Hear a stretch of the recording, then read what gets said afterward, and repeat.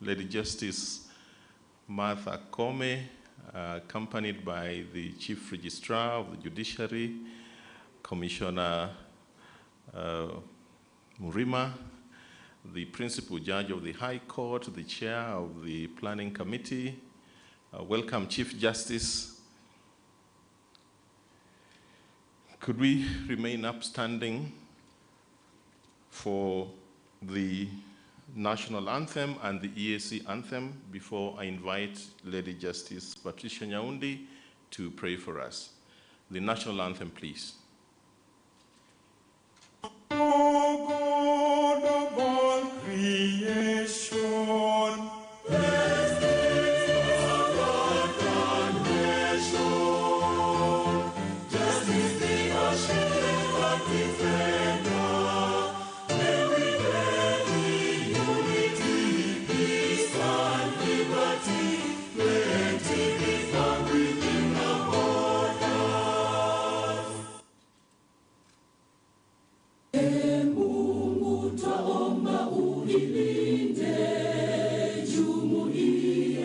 Afrika Mashariki, tuwezeshe kuishi kwa amani, tutimize na malengo yetu. Jumuiya yetu sote tulilinde, tuajibike, tuimarike, umoja wetu ni nguzo yetu, jumuiya yetu. Justice Nyaundi, please.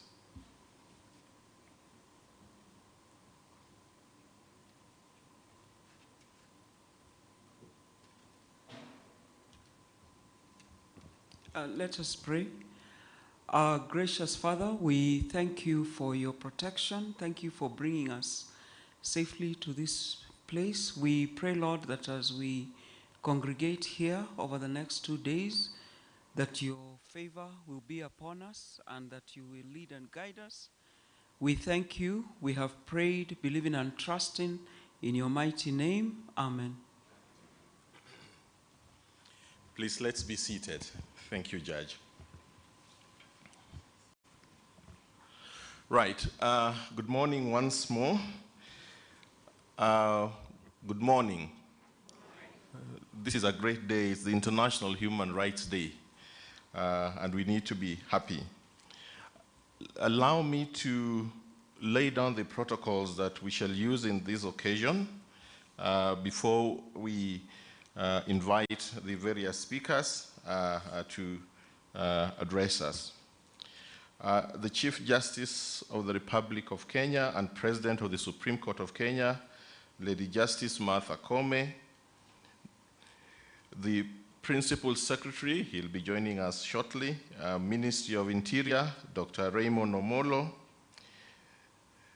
the members of the Judicial Service Commission, led by the Chief Justice, but we also have Judge Murima in attendance.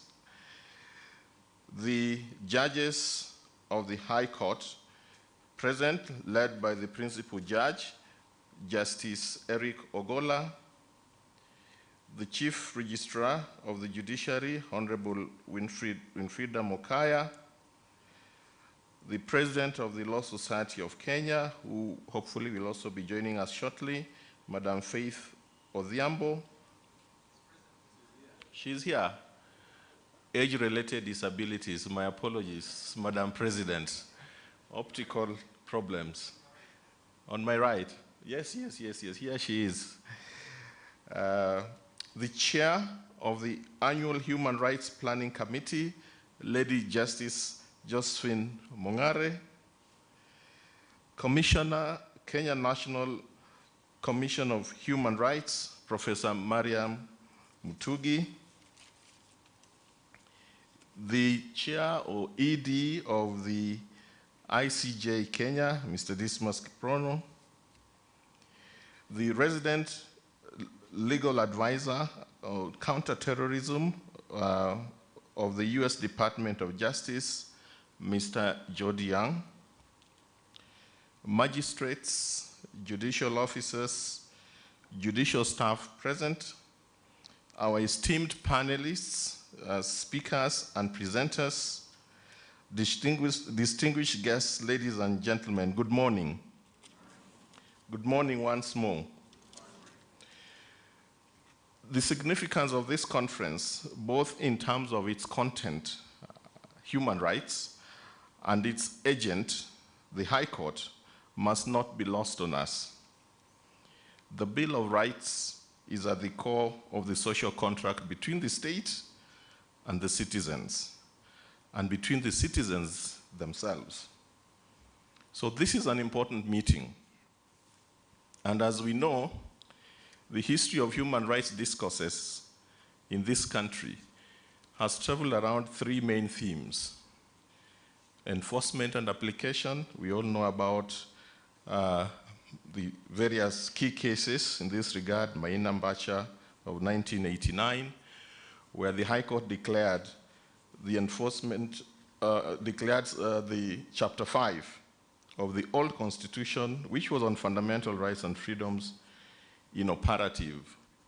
I remember in the 90s when I was reading commentary on this particular case, Justice Kathurima Moinoti, then advocate, described this decision as delinquent jurisprudence.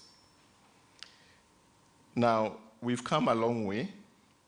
The second stream of human rights has to do with the scope of it in terms of its indivisibility, universality, and intersectionality. And when I was preparing for this session, I was looking at the report of the Kenya National Commission of Human Rights. And it is amazing how in those reports, the economic and social rights constitute the bulk of human rights complaints in this country. That just shows you the shift that we've done from focus on political and civil rights to economic and social rights. They constitute between 50 to 60% of complaints that the Commission receives. That, of course, has implication on the way we do our work as the High Court. Then the third stream, in terms of this history, is expanding the conceptual frontiers of human rights. And the High Court has distinguished itself in this regard, particularly with respect to progressive realization of human rights and the introduction of new progressive concepts on structural interdicts. In this case, Atros, Ayuma, and Mitobel come to mind. So when you look at where we've come from declaring the Bill of Rights inoperative in the 1980s, to structural interdicts 2000 plus, it tells you how the canvas of human rights has been expanded by the College of Judges for convening this meeting and for the Chief Justice for allowing it to go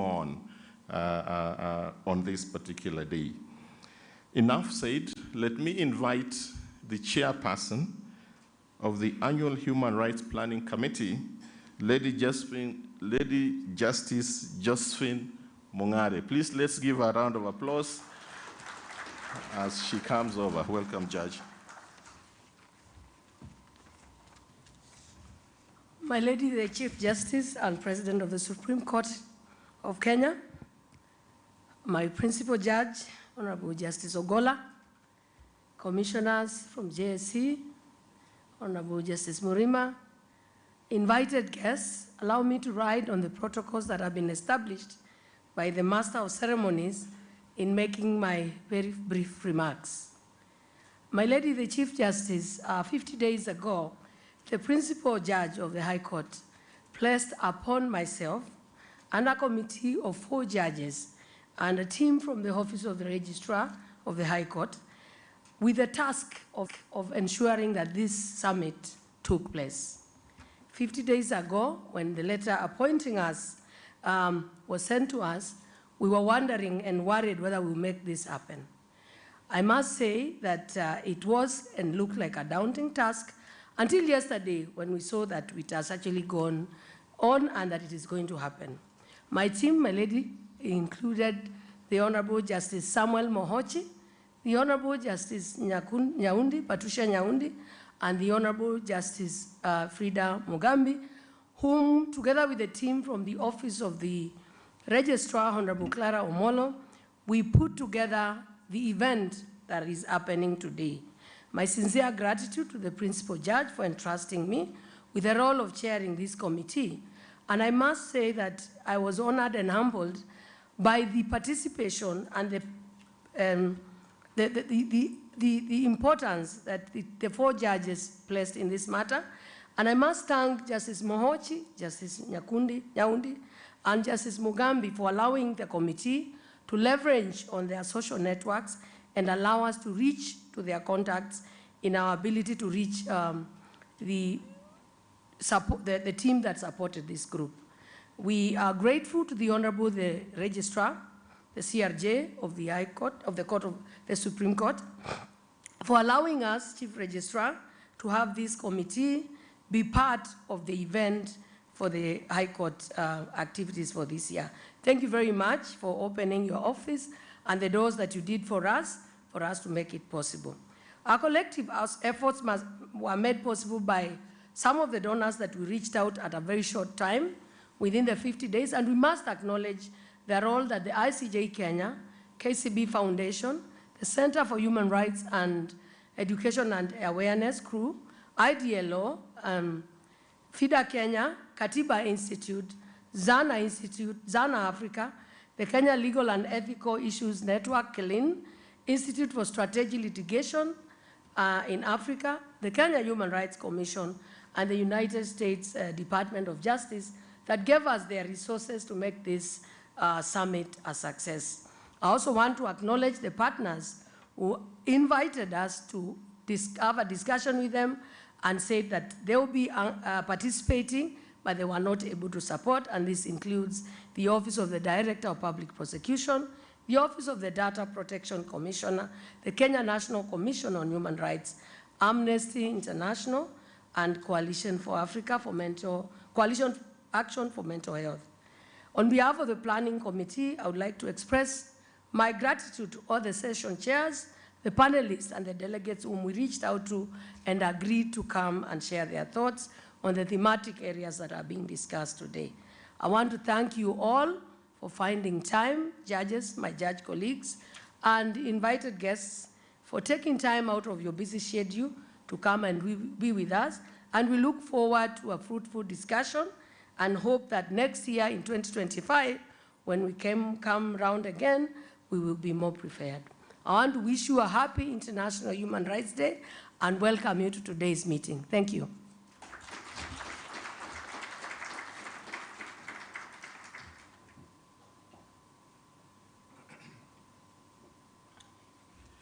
Thank you very much, Lady Josephine Mongare, for those comments.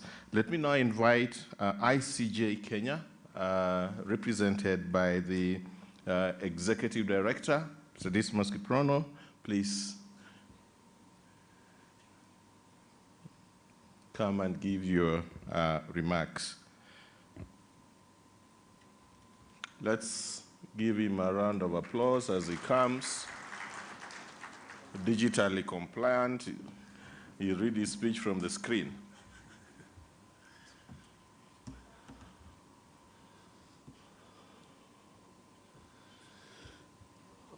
Allow me to adapt the protocol already established, Honorable Chief Justice. I convey the apologies of our chairperson, who could not be here because of a personal emergency. Good morning. On behalf of the Council, Secretariat, and members of ICJ Kenya, it is both an honor and a privilege to address this distinguished gathering at the inaugural Human Rights Summit. The theme of this summit, Upholding Human Rights in a Changing Kenya, is not only timely, but profoundly reflective of the journey we have traveled as a nation and the aspirations that lie ahead. Kenya's story is one of profound transformation.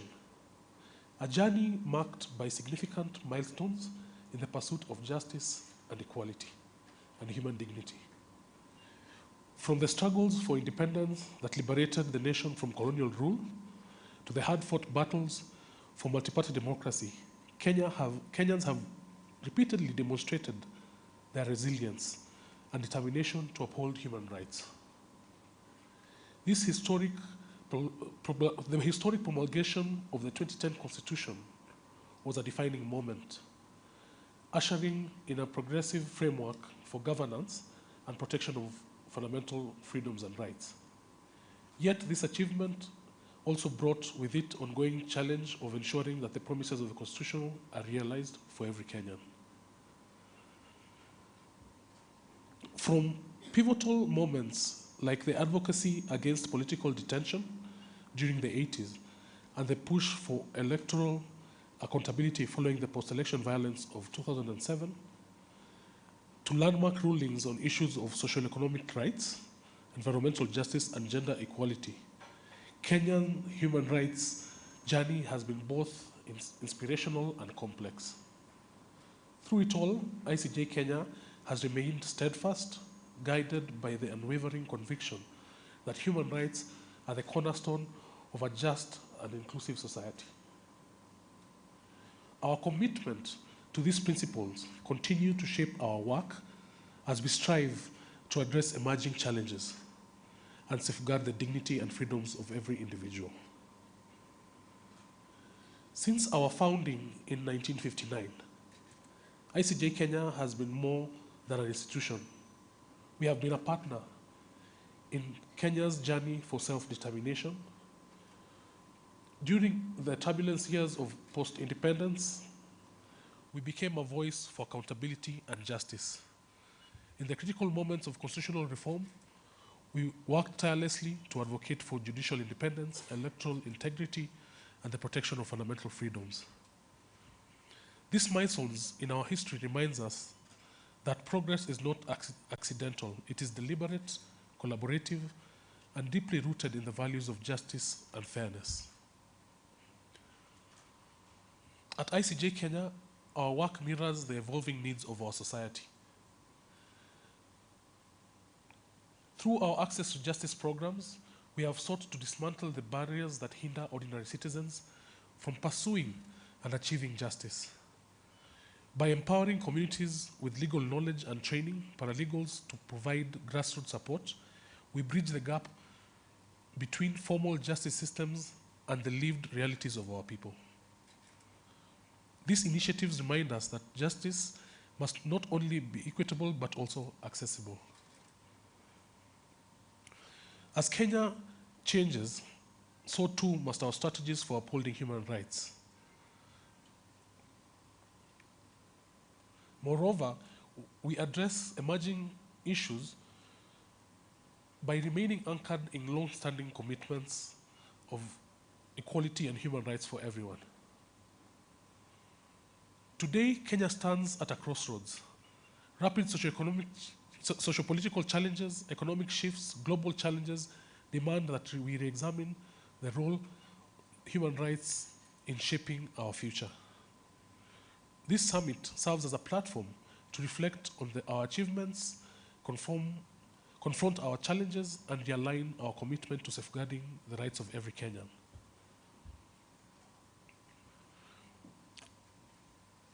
I wish to issue a rallying call for the judiciary, the legislature, and the executive.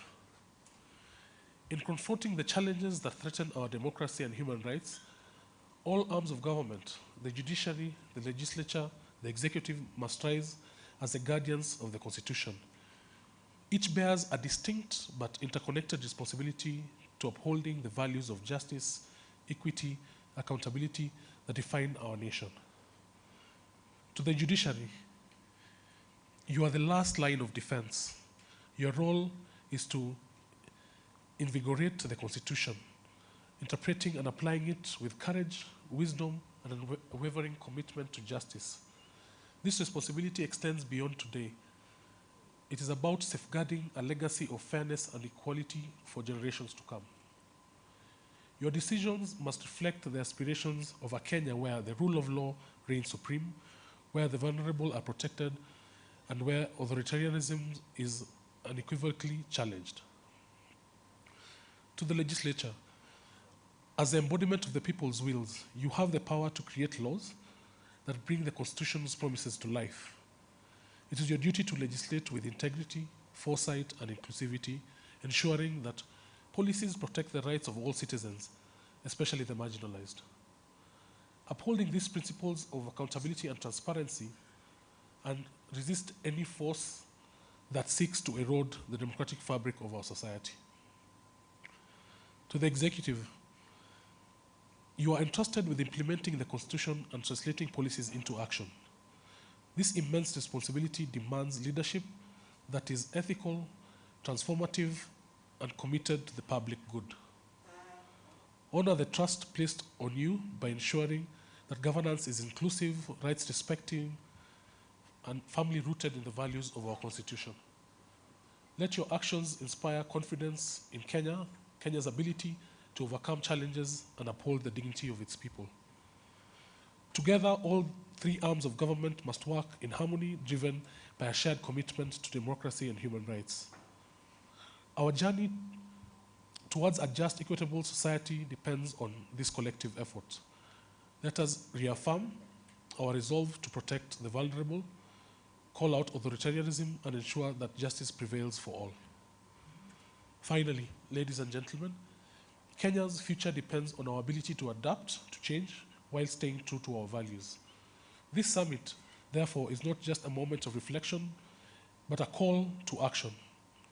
It invites us all, decision makers, policy makers, civil society, professionals, and citizens, to work together to uphold human rights as the foundation of our democracy. As we deliberate, let us draw inspiration from our shared history and our collective resilience.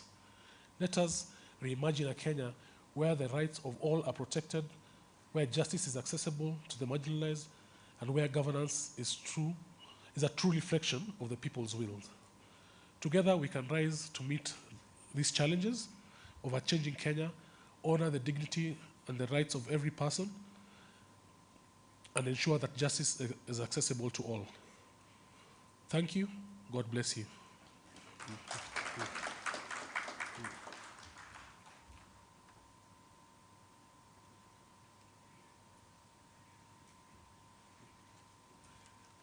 Please, let's give a round of applause to ICJ.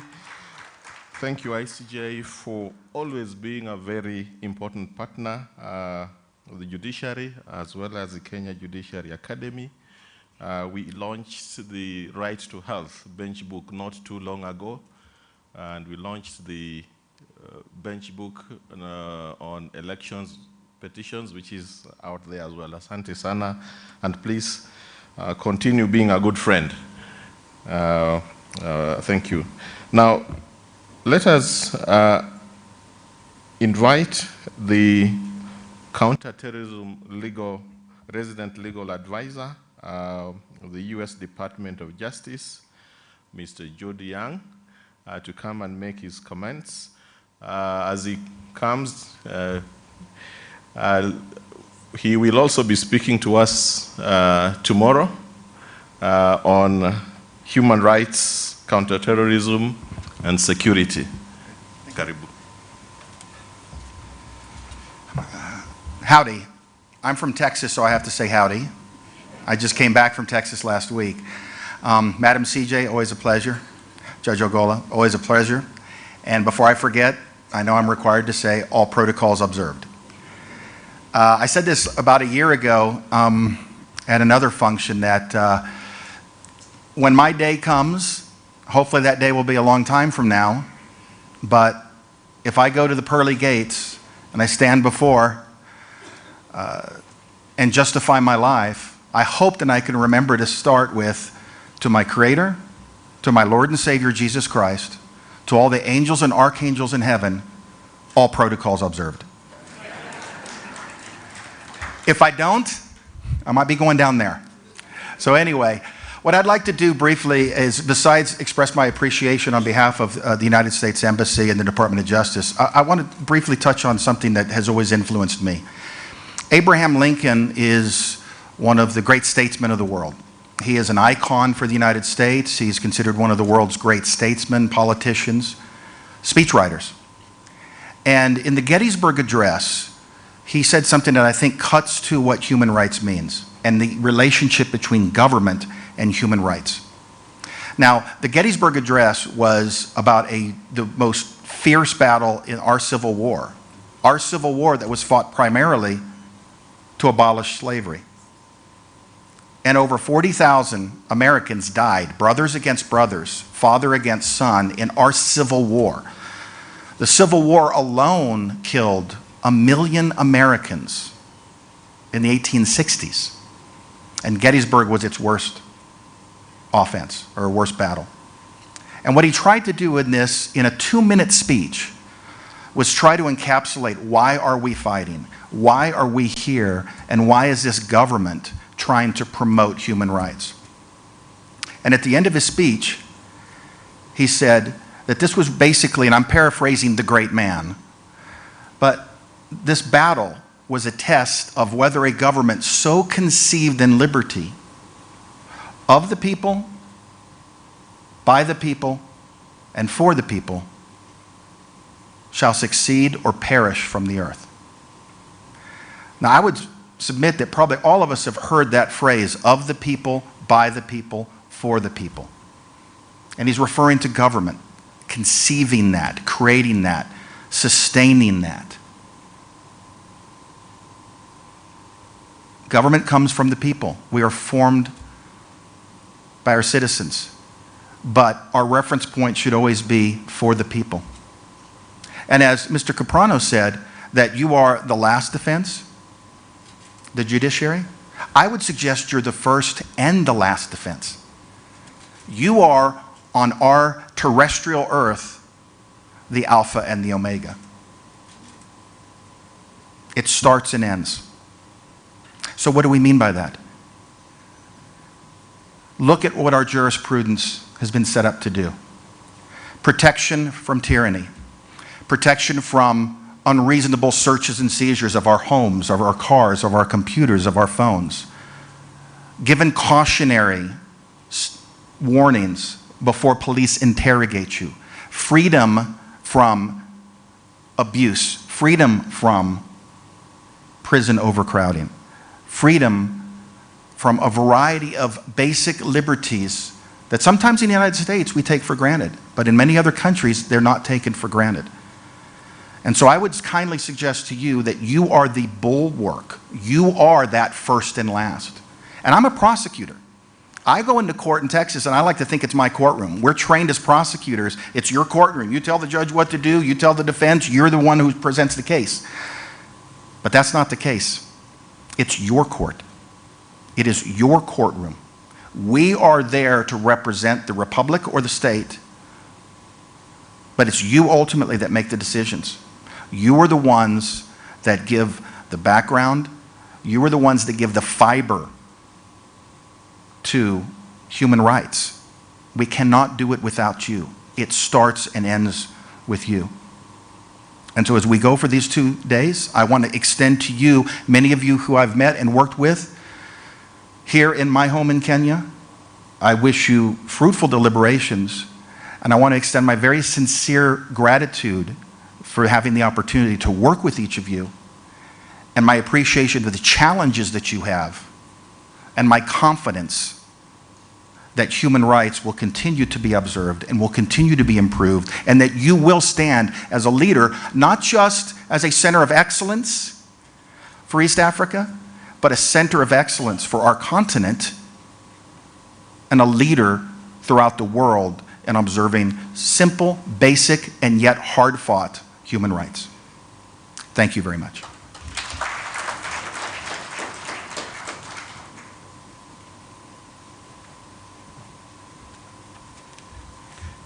Thank you very much, Mr. Young. They say that in Texas, the Lone State, everything is big, including the protocols. Thank you very much for your comments and for referencing that great address of about 272 words. It was so fast that it was not captured on camera, yet it's one of the most consequential speeches in the world. Let me invite the Commissioner for Kenya National Commission of Human Rights, Professor Marion Mutugi, to come and give her remarks. Please, let's give her a round of applause.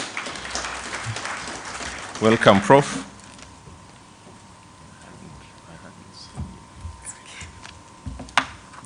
Good morning. The Honorable Chief Justice, allow me to ride on the protocols established for the simple reason that I would mess if I tried to do it. Almost 80 years ago, 80, the world was coming out of the Second World War, and among the many things that happened, in terms of our context today, the most important is that the world unanimously agreed that there are certain actions that can be meted on individuals that are not just wrong and an affront to an individual or to his family or to his tribe or to his community, but was an affront to the entire humanity. This led to establishment of a group of people led by the First Lady of the United States, Eleanor Roosevelt, to come up with the Universal Declaration of Human Rights 75 years ago. This document, with 30 articles, has been lifted into our Constitution of Kenya 2010, Chapter 4, our Bill of Rights. Ladies and gentlemen, what we are saying is that there are certain things that you can do to other life forms, be they plant or animal, but you cannot do them to human beings. Because depending on the faith that you subscribe to, the human beings, although they have life, and as a biological scientist, I can convince you that we are all mammals, but we are different because we are made in the image of God. So there are certain things that you cannot do to human beings. It is not right. It is not acceptable. And these rights are inherent. They are not given. They are not donated. They are inherent. They are universal, and it doesn't matter of your age, your education, your ethnicity, how much money you have in the bank. They are universal. They are non-derogable. And the Universal Declaration of Human Rights has been operationalized by countries by establishment of national human rights institutions, NHRIs. And in Kenya, the NHRI that is recognized and set up to do this in Article 59. Now, I must be very, very careful because I'm not a lawyer. So please, I must be very careful. If I quote the wrong article, please put up your hand and I'll apologize. I believe it's Article 59 of the Constitution of Kenya, set up the Kenya National Commission on Human Rights. I want to repeat that it is the Kenya National Commission of Human Rights, and I'm sure you as honorable judges, you do not make the mistake that is made by people by confusing us with another organization, which is an NGO whose name I will not mention. What are we saying? We are simply saying that irrespective of where you come from and what you believe, there are things that are right and there are things that are wrong. There are things that are acceptable and things that are not acceptable. There are things that you ought to do and ought not to do, even if you come from Texas. However,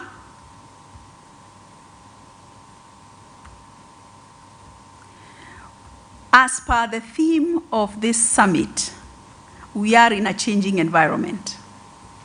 In Kenya, for example, we have seen defilement of babies.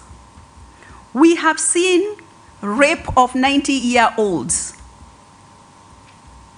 We have seen people getting into a home and they loot and steal, and that is not enough. And they choose to sodomize the man of the house when the woman who is available and is sitting right there is not their preference. It is now not just enough to torture and kill, but there are those who find it important to dismember the bodies. And I want to quote Johansen Oduor, the government pathologist, who once said that what he saw in one of those cases was something he's never seen in his entire professional life. Ladies and gentlemen, when we respected old men and old women is gone, and now we see people killing old women under pretense that they are witches because they want to take their land. They believe they should have died a long time ago so that they can inherit their land, and so they want to facilitate these deaths.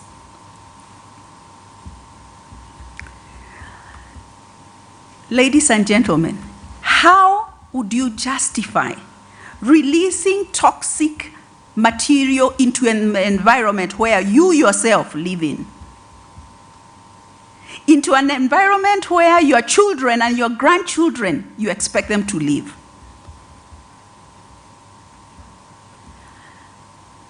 In this changing Kenya, we have observed preying on clients, P-R-E, not P-R-E, where people who go to pray, P-R-A-Y, are preyed upon by religious leaders. People who go to see a doctor because you're sick are also preyed on.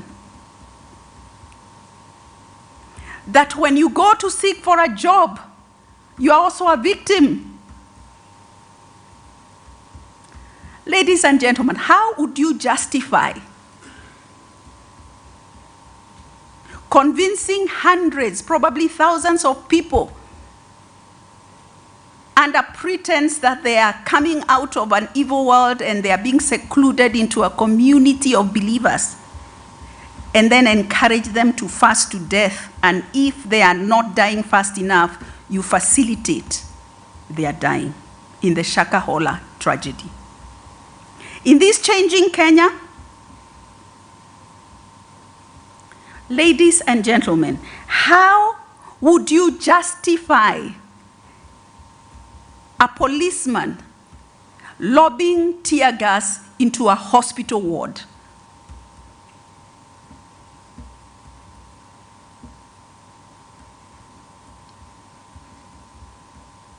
And many, many, many examples.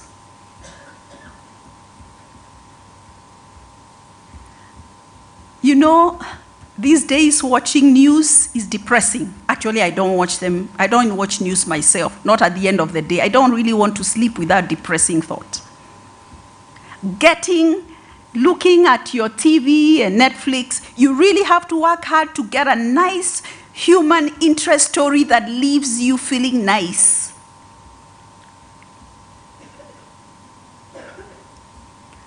We empathize with you, judicial officers, because we also know you are not exempt. That in the course of duty, you get attacked. Doctors get attacked by their patients, and even teachers now are being attacked by their pupils and their students. Honorable Chief Justice, how are you protecting your judicial officers who see and hear these things day in, day out? It must be hard. Do you have a system of debriefing? Or do they go back home and perpetrate similar atrocities because their mental state is not robust?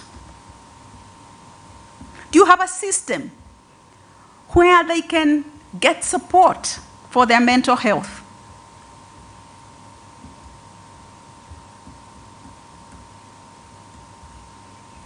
This is a human right for the judicial officers. Ladies and gentlemen, looking at the program, the Kenya National Commission on Human Rights is really elated to note that you have concentrated on ECOSOC rights, the economic and social rights, because we believe that if we can have economic and social rights upheld, then the rest fall into place. The civic and political disturbances that we have, we believe are closely related and anchored on a lack of realization on social and economic rights. The Gen Z said, we don't fear death, so I wonder what you can do with them when the highest penalty you can give them is the death sentence. If they don't fear death, what can you do with them? They said we only fear marriage and hot porridge. We note in the program that you are going to discuss on sexual and reproductive rights, and some of the examples cited are on that sexual and reproductive rights. We note that you're going to talk about the death penalty, and the Commission is particularly interested in the human rights aspect of the death penalty. Now I can see I'm being told it's time. I want you to remember I'm a professor and my lectures take 3 hours. It was not only enough to meet justice, but to ensure that it is done in a manner that is human rights compliant. The Kenya National Commission on Human Rights has enjoyed wonderful collaboration with the judiciary. Examples are the court users committees. We are targeted towards the same mandate of promoting and protecting human rights. You with enforcement. Actually, we've come before you many times, and we want to particularly appreciate your independence that we've noted when we come before you. I want to quote the intersex matters and enforced disappearance matters. We have also been supportive of you. When Justice Mugambi had his security withdrawn, we said that's a violation of his rights. I don't know who he is. If he's here, we supported you. We also talk about your mental health and say it is your right. We have noted that the judiciary has been on a path of continued improvement in terms of maintaining its independence and claiming it and protecting it. Lady Justice, we have also noted that you have leveraged on technology. We want to highlight 4 challenges that we would encourage you to work on: the backlog of cases. We believe that when justice is delayed, then the rights of some persons are violated. Disobedience of court orders. It must be frustrating when you give court orders and then they are disobeyed. We want to encourage you to use technology more and more, especially in a changing Kenya, in cybersecurity, cyberbullying, issues of data privacy. We want to particularly encourage you to leverage on technology in resolution of cases, particularly in DNA, use of forensics and DNA. I'm a geneticist, and therefore I must promote my own industry. DNA ndio msema kweli. Let's leverage on technology. We also want to challenge you that you must conduct your business in a manner that is beyond reproach, like Caesar's wife. It's a high goal to achieve, a high bar, but we want to encourage you that if you use a human rights-based approach in your dealings, then you will be close to reaching this bar. We look forward to greater, better, and closer collaboration with the judiciary in these changing times. We note that you say that our rights, our future right now, is the theme of this year's Human Rights Day. And this resonates very well with our motto, haki kwa wote kila wakati. When I say haki kwa wote, kindly say kila wakati. And when I say kila wakati, you say haki kwa wote. Sawa sawa? Haki kwa wote. Not yet. Haki kwa wote. Kila wakati. God bless you.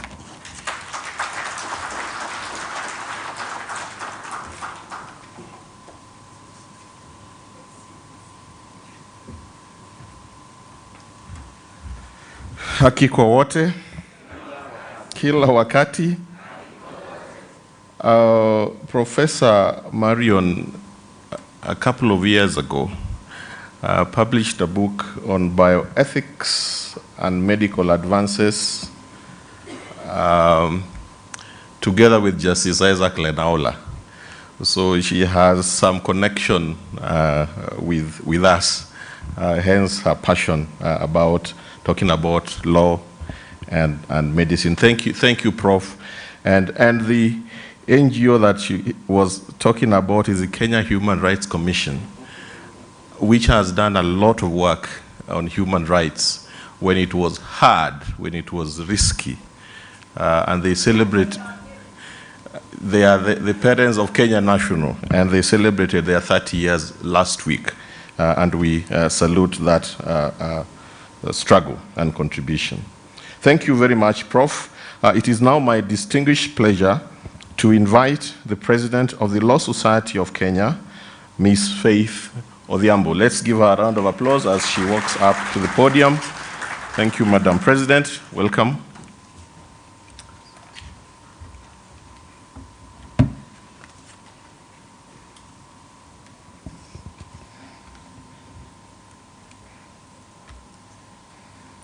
The Chief Justice and President of the Supreme Court of Kenya, Honorable Lady Justice Martha Koome, the Principal Judge, Eric Ogola,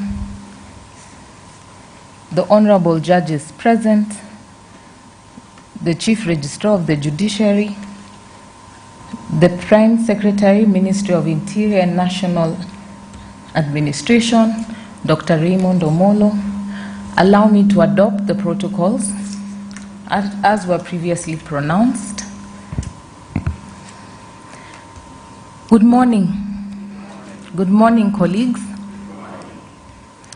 Today is a privilege and pleasure to stand before you as we gather to commemorate the International Human Rights Day at this inaugural High Court Human Rights Summit. Allow me to commend the Principal Judge of the High Court for this inaugural Human Rights Summit and express my gratitude for the kind invitation. This summit provides a timely platform to reflect on how we have come as a nation in advancing human rights and to critically examine the hurdles that remain. The theme, upholding human rights in a changing Kenya, is not only thought-provoking, but also incredibly relevant as we navigate the new challenges posed by global trends, technology, climate change, and shifting social political dynamics. As lawyers, we often find ourselves in a peculiar position. We are seen as both defenders of justice and quite often the source of inconvenient truths. But I believe that this is precisely why forums like this are essential. They remind us that the core of our profession lies a profound responsibility to ensure that human rights are not abstract ideals, but tangible realities for every Kenyan. As the judiciary, you play an indispensable role in safeguarding constitutional rights. Your decisions breathe life into our constitution, hold the powerful to account, and give hope to the voiceless. Your bench is where justice meets humanity, and your gavel is often the final word on protecting the rights of marginalized communities. But as we all know, protecting human rights is no easy feat. It requires not just knowledge of the law, but also a heart that understands the struggles of the common mwananchi. It reminds us of our old joke that lawyers are the only people who write a 10,000-word document and call it a brief. Yet in the world of human rights, brevity is not the enemy. Indifference is. Kenya, like the rest of the world, is undergoing rapid change. New opportunities bring new risks. Advances in technology, for instance, are transforming how we live, but also raising fresh questions about privacy, data protection, and digital rights. Climate change threatens livelihoods, and with it, the fundamental rights to shelter, food, and clean water. Governance reforms are ongoing, but the challenges of corruption and impunity remain stubborn adversaries. For every step forward, new threats emerge, which means our collective commitment to upholding human rights must be both innovative and unwavering.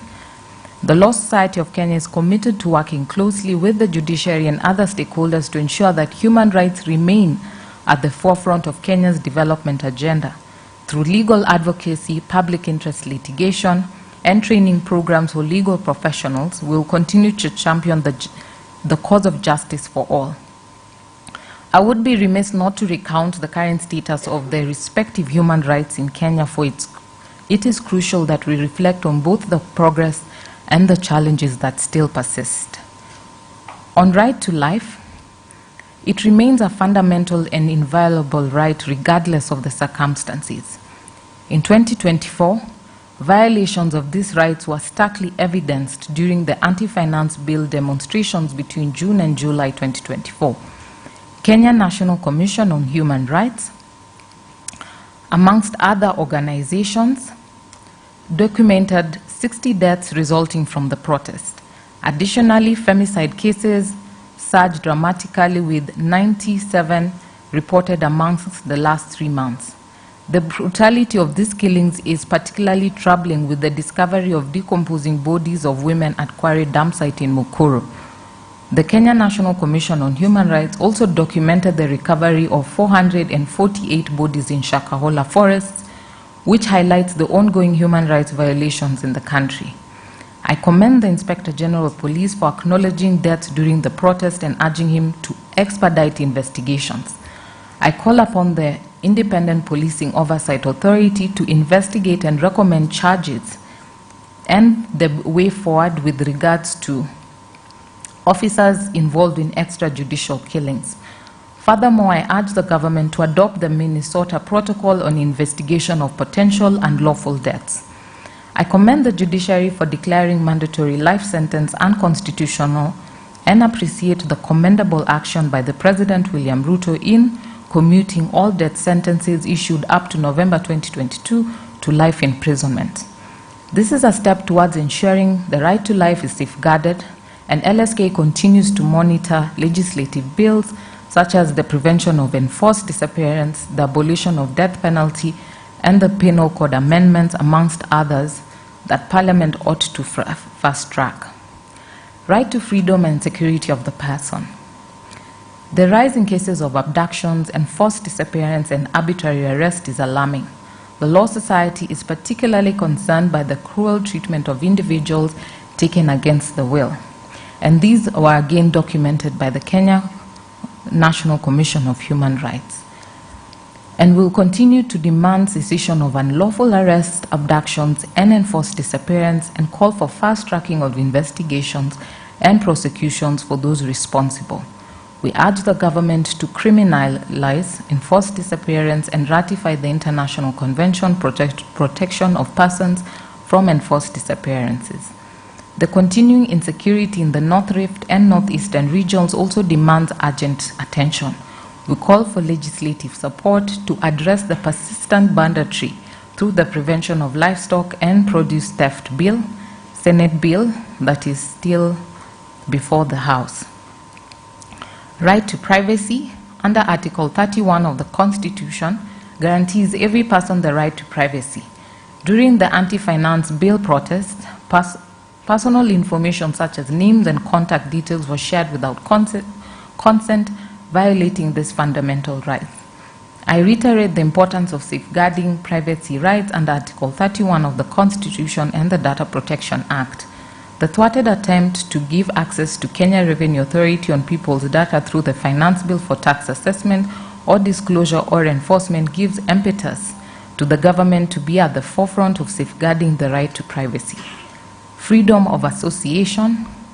The right to freedom of association is guaranteed under Article 36 of the Constitution. The profiling of 16 public benefit organizations as funding the anti-finance bill protest was unconstitutional and undermines the spirit of PBO's Act. These actions threaten to stifle the operational independence of public benefit organizations, which is a violation of their Act. LSK will continue to condemn those actions and calls for respect of PBOs to operate freely without undue influence, of course within the law. Freedom of conscience and religion, belief, and opinion. The Shakahola tragedy, where hundreds of citizens lost their lives under the guise of religious practices, shocked the nation. Article 32 guarantees the right to freedom of conscience, religion, thought, belief, and opinion, though this right can be limited in the interest of public safety and health. Law Society calls for full operationalization of the National Coroner Service Act to allow independent investigation into these deaths and urge the government to prioritize resources for agencies investigating the tragedy and hold those responsible accountable. Freedom of expression and the media. The media plays a critical role in democracy, ensuring accountability and transparency. However, the protest saw 24 cases of journalists being injured and many others facing harassment from citizens, politicians, and the police. And we call for investigation into these incidences and for the Communications Authority to uphold its mandate of ensuring press freedom is not compromised. With regards to right to assembly, demonstration, picketing, and petition, the right to peaceful assembly and demonstration is enshrined in Article 37 of the Constitution. Despite this, we have witnessed brutal repression of peaceful protests as seen between 2023 and 2024. The LSK urges the government to respect, facilitate this constitutional right, ensure lawful enforcement of actions comply with human rights standards, and the Public Order Management Act must be applied in a manner that does not violate constitutional guarantees. And I raise this as well at the height of what is currently happening as we sit comfortable in this room, different human rights organizations that came together with regards to protest on femicide, which ought to be seen in a positive way, have been tear-gassed and unlawfully arrested. Femicide has been declared a national tragedy in this country. The head of state has spoken about it. And so for the police to then go again and tear gas and arrest means that we're speaking from two different lenses. And we urge that human rights be respected. The right to the highest attainable standard of health, the transition from NHIF to SHIF respects a crucial step towards universal health coverage. However, the transition has been marred by disruptions that affect vulnerable groups, including those requiring life-saving treatments. We call upon swift action to address these challenges, ensure that no one is left behind in the pursuit of universal health coverage. The Law Society also advocates for elimination of out-of-pocket expenditure for essential services and urges the government to prioritize services, particularly even mental health, and expedite the inauguration of the Mental Health Board. Right to education. Education plays a pivotal and key role in the development of our nation. Its quality will, if not always, reflect itself, especially in the labor market. This quality must be harnessed in the beginning of every learner's step. Despite the presidential's working party on educational reforms giving recommendation on implementation of the competency-based curriculum, CBC, a lot of uncertainty still looms for grade 9 students coming January 2026. The safety of pupils and students must always be prioritized to prevent cases of deaths and injuries in schools which were reported in 2023 and 2024, either through sickness, tear gassing during demonstrations, fires, or attacks in bandit-prone areas. As the country moves towards strengthening the quality of our labor market through post-secondary and graduate programs, we must be keen to leave no one behind. The Law Society thus takes note of the new higher education funding model, which is facing challenges, particularly on adequate facilitation of students from disadvantaged backgrounds. We call on the government to look into modalities of strengthening the already existing Higher Education Loans Board before reintroducing a new entity. In addition, we note with concern the challenges facing our public universities that are inadequately funded and barely functional, as well as the ongoing lecturer strikes. We call upon the government to negotiate with the different universities and unions so that studies may resume without any interruption. I will skip a bit because I've talked of also different treaties, but I will share the speech. But I wanted to end with the importance that the judiciary plays for us today. It's quite important that we protect the gains that our forefathers and mothers fought for beforehand. The political environment is dangerously polarized, and there is rising tension and anguish amongst people, particularly on the high cost of living, lack of adequate access to essential services such as health and education, as well as the question of accountability. The government must remain above board in monitoring corruption and holding perpetrators to account, because corruption is the biggest barrier in enjoyment of human rights. The government must also be keen in placing development projects without infringing on the living standards of citizenry for a more cohesive nation. The time for action is now, and hence I commend this inaugural Human Rights Summit. We call upon our leaders to listen to the plight of Kenyans, let them embrace each other and work together to build our beloved motherlands. All hands must be on deck. The judiciary's willingness to listen represents a significant step for the protection of human rights. In any democracy, an independent and responsive judiciary plays a pivotal role in ensuring that human rights are upheld and that the rule of law prevails. As I wind up, I want to just share a story. Someone shared it today, and I said it's quite telling, or it's quite fits the bill for today. The story of Kevin Carter when he won the Pulitzer Prize for his incredible photo during the 1993-1994 South Sudan famine. And the photo was titled, The Little Girl, where the vulture is waiting to eat the girl and she's starving to death. And he went through several interviews, won several accolades for the picture that he had taken. And one daunting question led to his downward trajectory and eventually to his suicide. The question was simple: what happened to the little girl? And he said, honestly, I don't know. I was running to catch my flight. So I didn't have time to find out or to act in humanity towards that little girl. What if he would have picked the girl and dropped her to the nearest UN feeding program? or carried her with him. Missed the flight, but saved her life. And more so, not only saved her life, but saved his own life, because that's what caused his depression at the end of the day. As we commemorate Human Rights Day, let us not forget that while our task is monumental, our resolve is unshakable. After all, what better way to honor human rights by upholding them in both word and deed? I hope, as the moral of that story, the question was that there were two vultures. One was the one waiting to eat the girl. The second was the one taking the picture. I hope you're not the second vulture. I wish you a wonderful summit. God bless.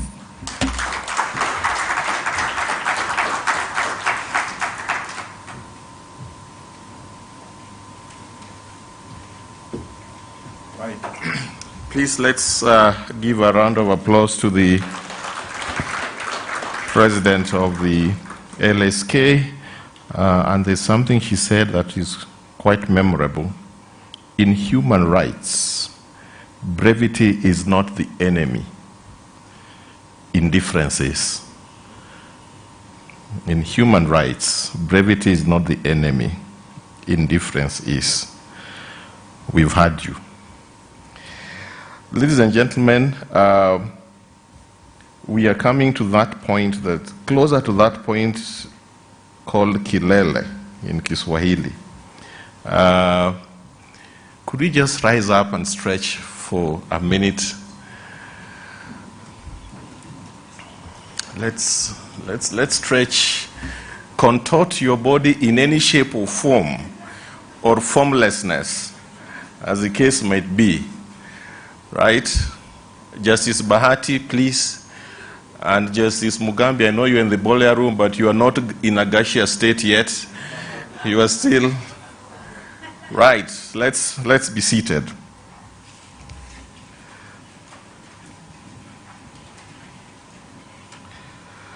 Ladies and gentlemen, let us invite the Chief Registrar of the Judiciary, Honorable Winfrida Mokaya, to come and make her remarks at this summit. Please, let's clap for her as she approaches the podium.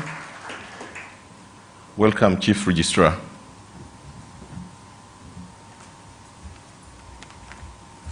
Thank you, Commissioner Duncan.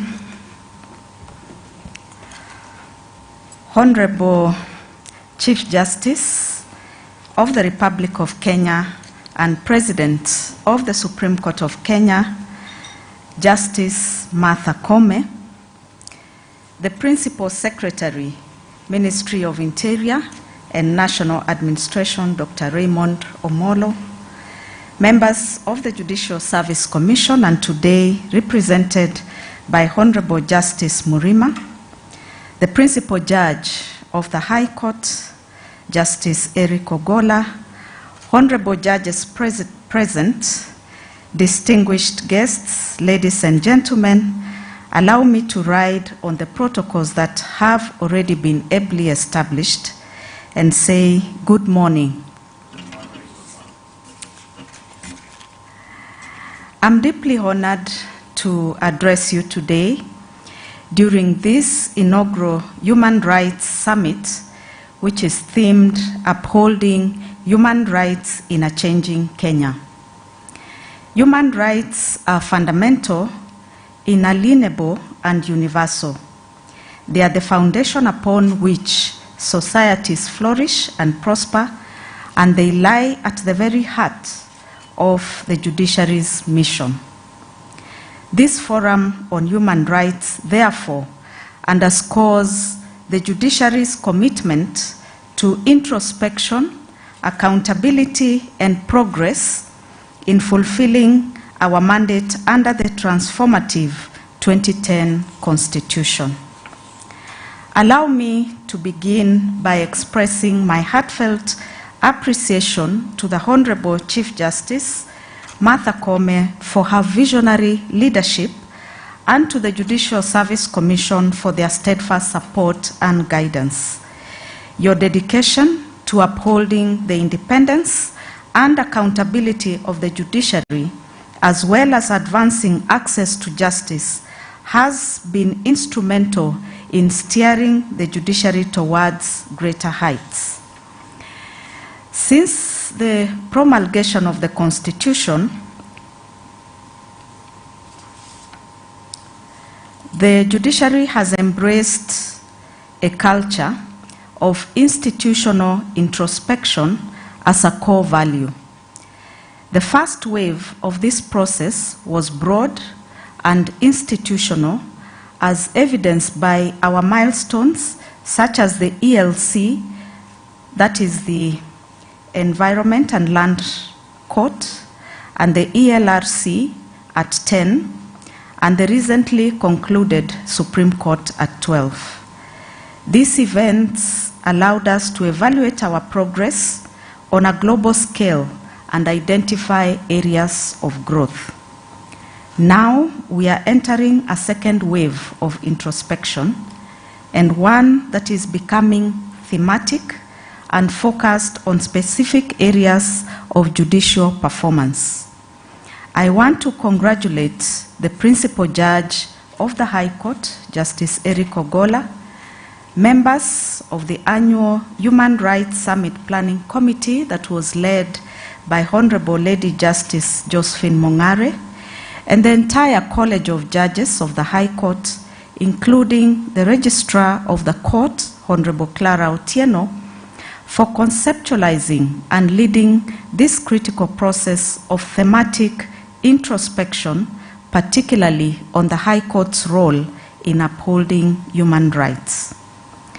One of the judiciary's key priorities in ensuring that access to justice is not just a constitutional right, but a lived reality for every Kenyan. And breaking this down further to our context, I will pick on one aspect of human rights that the judiciary has mainstreamed and is addressing. The establishment of specialized courts, such as the Sexual and Gender-Based Violence Courts, under the Chief Justice's vision of social transformation through access to justice, demonstrates the judiciary's commitment to addressing critical societal issues from the prism of people-centered justice. The Office of the Chief Registrar, as the custodian of the SGBV register, notes that statistics on the prevalence of gender-based violence paints a grim picture. Consequently, these cases, that is the SGBV cases, are becoming the face of criminal cases in our courts today. This trend is alarming, and it underscores the urgent need for collaborative solutions that go beyond the courtroom. While this violence disproportionately affects women and girls, we must not overlook its devastating impact on our boys and young men. And these violations ruin generations, and the judiciary cannot address this alone. We must therefore acknowledge that sexual and gender-based violence is not just a legal issue, it is a social pandemic. It is impressive to note that a panel in this summit will lead a discussion on sexual and reproductive health as a human right, advancing access, equity, and empowerment. The depth of this crisis merits that sexual and gender-based violence should be declared as a national disaster. And this calls for all of us, every church, every mosque, every temple, every government department, and all community associations, even to the very least of the border groups, must be mobilized to address this crisis. Let us break the conspiracy of silence and confront this issue with ferocity, determination, and the urgency required as a united society. As the judiciary seeks to play its role in tackling these cases, the support for psychosocial support, mental well-being, and wellness of our judges, judicial officers, and staff cannot be overemphasized. And as Professor Marion stated, this indeed is a basic right, and we owe it to our officers. As we reflect on our achievements and challenges, we must also confront the trend of inadequate funding for the judiciary.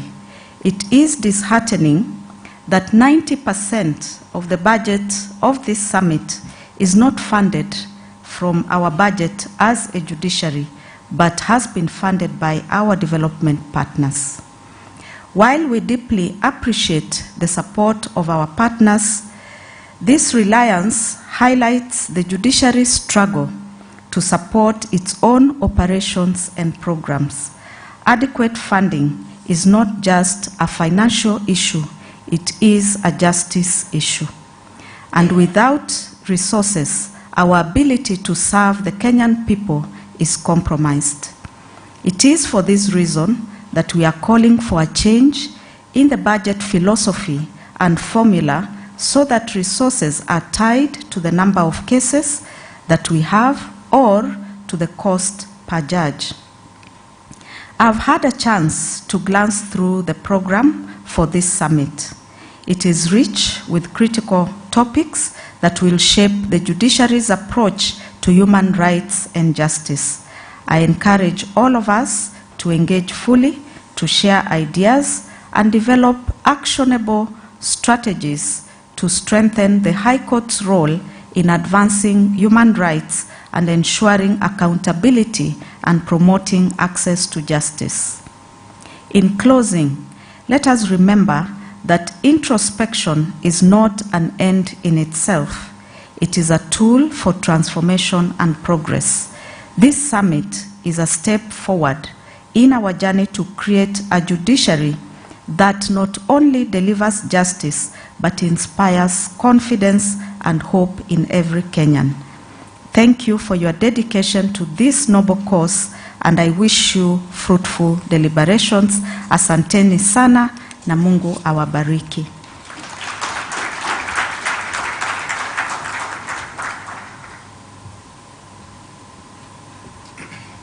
Right, let's give a round of applause to the registrar. She's such a faithful accounting officer, always has to talk about money. 3 messages from her speech that I get. Sexual and gender-based violence is a pandemic and should be declared as such. Number 2, we are a reflecting and introspecting institution.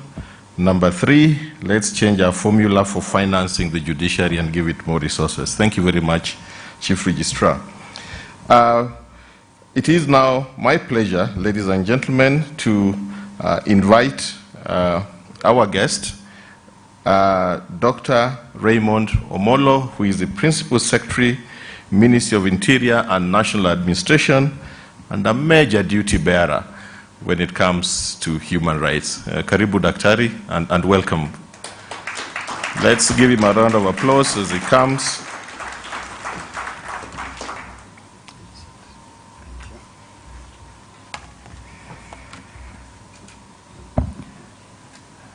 The Chief Justice and the President of the Supreme Court, the Honorable Lady Justice Martha Koome, the Chief Registrar of the Judiciary, and the Principal Judge of the High Court, Ogola, the judicial officers, the President of LSK, distinguished ladies and gentlemen, good morning. Good morning once again. First, I must admit that I'm excited, at the same time humbled to be at this inaugural summit that has been organized by the judiciary. And pretty much to speak to one or two issues, at least from how I see it, in the context of matters to do with human rights, looking at the theme for this summit, which is upholding human rights in the changing Kenya. And a lot of things are changing. And when I look at how the judiciary has transitioned, particularly after the 2010 Constitution was promulgated, Chief Justice, you are the third since the new constitutional dispensation. And it's interesting to note that the first Chief Justice and now yourself were very great human rights defenders. And this is just to underscore how important this topic is, but also how we take seriously the judiciary and the leadership that you continue to offer. As a government and as a ministry, we want to appreciate and commend the conveners of this summit, that we are having a conversation. Of course, it's at the end of the year, but it's been an interesting year where a lot of things have happened, and we have also seen things that probably we never imagined. A lot of things have changed. We have had a lot of conversations, particularly in June and July, around even the nature and the format of how Kenyans are demonstrating. And as actors and also just as a ministry, part of our responsibility of keeping everybody safe, of managing some of these protests, I must admit we also got challenged and we were stretched, and along the way, of course, there are definitely a lot of other issues, some of which the president of LSK has spoken to, and there have been a lot of learning points. Now, if you think about it in the context of particularly some of the units within the executive, if you look at it in the context of what the law enforcement agencies are responsible for, you look at it from the point of even how the law enforcement agencies have been able to undertake their responsibilities, which to a larger extent they have done pretty much well. But again, there have been elements of what you'd call overreach in terms of how they've been able to do this. But at times, if we don't contextualize it, it becomes very difficult to appreciate how tough it is, but also the amount of work that has to go into what some of our officers do. You look at the police, and then of course you're looking at human rights. And it's very easy to look at that in the context of the civilians or in the context of the citizenry. But even within the police itself, they are also humans, and they also have their fair share of challenges that as a country we also have a responsibility to try to support them in doing what they do. Now, within the context of our constitutional dispensation, of course we have a lot of institutions, and a number of those institutions are very robust. We have the Independent Police Oversight Authority, which to date has done a commendable job, and it continues to do that work. And interestingly, as we have this summit, we have a new set of commissioners that the Honorable Chief Justice, you swore into office the other day. And we are looking up to them to continue doing what is expected of them, and also just to be alive to the changing realities of how matters to do with human rights are involved. And a number of times there would always be conflict, particularly between the police and these independent institutions. But then it's also interesting to note that we all fall within the same sector, the sector on governance, justice, law and order. And that gives us a very good forum to continuously engage, to continuously have conversations on things that we probably don't agree with or things that we can make better. And those sector engagements have allowed us to make a lot of progress. And we have a very vibrant democracy as a country.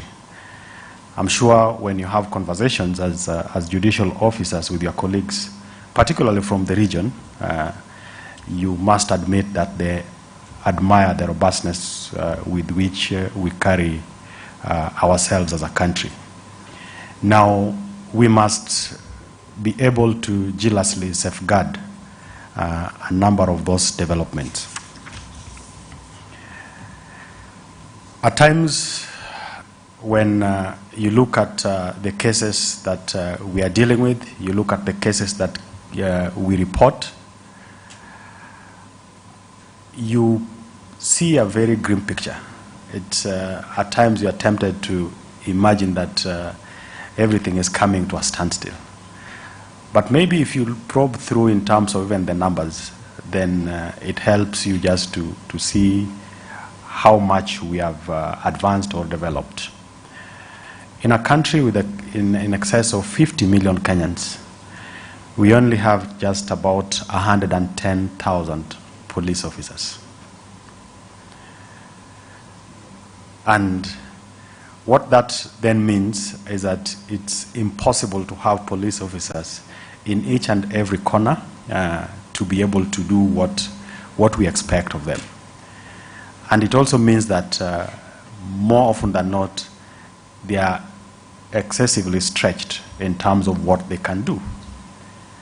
And we have a responsibility to try and support them. We need to increase the numbers, just like I know is the case even with the judiciary, where you don't necessarily have adequate numbers of judicial officers.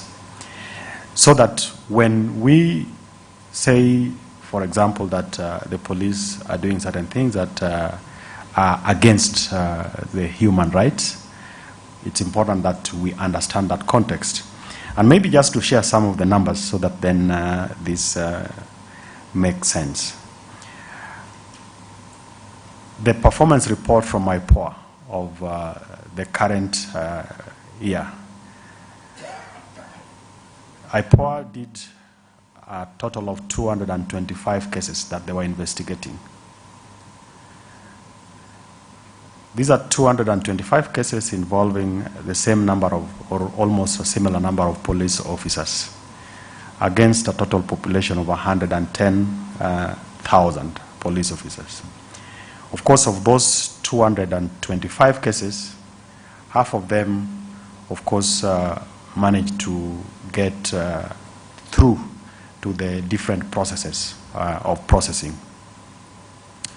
At the end of the day, about 30 officers were convicted in that process, or were found to be culpable, which presents barely 0.02% in terms of, if you look at it in terms of the numbers. And why am I sharing this statistic? I'm basically just trying to demonstrate that whereas we have a few bad elements within our rank and file, there's a huge majority of diligent police officers who do a very good job. Of course, even one case that is bad is not something that we can look back and say it's okay. We still need to address them. But then, just so that then we get to appreciate how difficult at times it can be. And also, in the space where we work, the only news is bad news. So a lot of good things that our police officers do hardly get noticed, hardly get reported. And I agree with the Prof when she says that it gets depressing to watch news. I'm hoping that as part of this two-day summit, we also get to listen to our journalists, and they also get to hear from all of us in terms of what we see could also be improved. And the LSK president gave a very good example as she was concluding her remarks of the story of the journalist and the child who actually ended up dying, yet the journalist was focused on just the good photo that she took, or he was taking. So there is the tragedy of the single story, or more often than not, they say that history is written by the victors. So we only get to hear what the person who is telling the story is giving us. In the case of the example that the LSK president has given, we never got to hear the story from the girl. It just went and died like that. And therefore, as I come towards the end of my remarks, is that we need to continue to have constructive collaboration, so that where, as the executive, we are failing, we are open to have forums, both formal and informal. And in a summit like this, we get to speak outside what you'd have as the normal boundaries of what to say and what not to say. And we have much more time to interact beyond coming to the podium and speaking. So that then, with that, then we'll make a lot of progress in terms of addressing around human rights. The Kenyan National Commission on Human Rights, the Law Society of Kenya, the Independent Police Oversight Authority, more often than not, a number of times we are brought to court by LSK, by a number of the NGOs that Prof was not willing to talk about, but also by civilians. And in most cases, they raise very serious fundamental issues. And the judiciary has helped in advancing the protection of human rights by the judgments and the directions that you've continued to give. Lastly is that as a ministry and as executive, we have benefited immensely, particularly within the space of the security sector. The former Chief Justice headed a task force that gave us very good recommendations on how to improve not just the welfare of our police officers or security officers, but also to make it possible for an NGO or the citizenry to get the services that is expected, including in defense of human rights. And in the new year, we expect to take a number of these recommendations through Parliament, and it will be good that as the judiciary and also as every other player in this room take a keen interest to see some of those proposals. We have a number of acts that are probably outdated, including the penal code, and we would benefit immensely from your input so that then we make the space on human rights better. But I wouldn't finish without speaking to one of the most talked about subject matter this week, which is the reconstitution of the IEBC. And we have taken a lot of flack as a government that, or as an executive, because the government includes all of us who are here in the reconstitution of IEBC.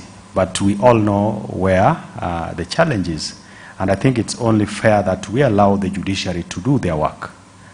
Of course, they need to do it in the context of what everybody is saying. And once that is done, I don't foresee a challenge.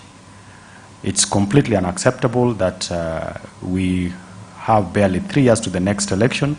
We missed the timelines for boundary delimitation on account of lack of IEBC or the existence of the commissioners.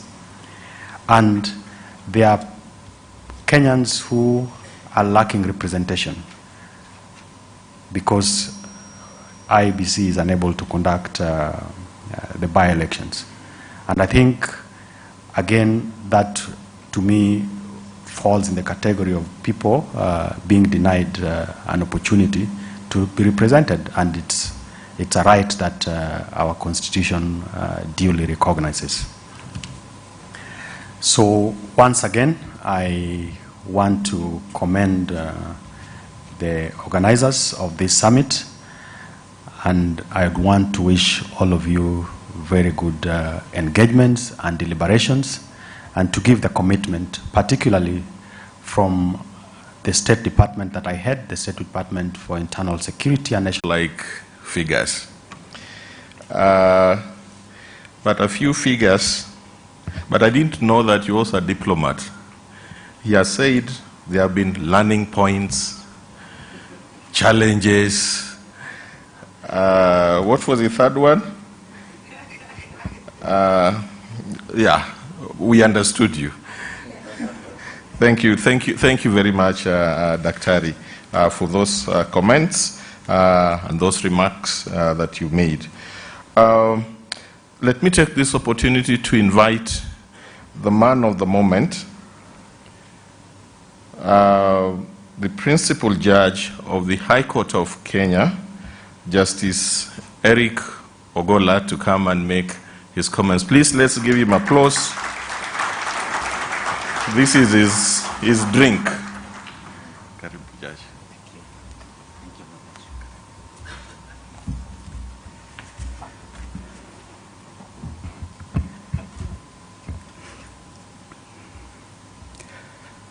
Your Ladyship, the Honorable the Chief Justice and the President of the Supreme Court of Kenya, Honorable Martha Koome, the PS, Minister of Interior and National Development, Dr. Raymond Omolo, Commissioners of Judicial Service Commission, Commissioner Isaac Ruto, Commissioner Judge Amrima, the President of the Law Society of Kenya, Faith Odhiambo, Registrar of the Judiciary, Wilfrida Mokaya, our development partners, I can see Jody, can also see Muguza, Dr. and others who are in the congregation, fellow colleague judges, judicial officers, and invited guests. Good morning. This is a very special occasion for all of us in the High Court. But before it becomes special, it is because of one person here. I thank the Honorable the Chief Justice, Martha Koome, for the steadfast leadership and her vision, envisioned in the social transformation through access to justice. And the Honorable Chief Justice, your concept of shared leadership, which has given us the space to fashion policies and ideas which ensure that justice is served from every corner of this country. I thank you for that and the support that you've given to all judges and all leaders to count themselves as Chief Justices wherever we sit. I thank you. It is with immense pride and gratitude that I stand before you today at this landmark event the inaugural annual High Court Human Rights Summit themed Upholding Human Rights in a Changing Kenya.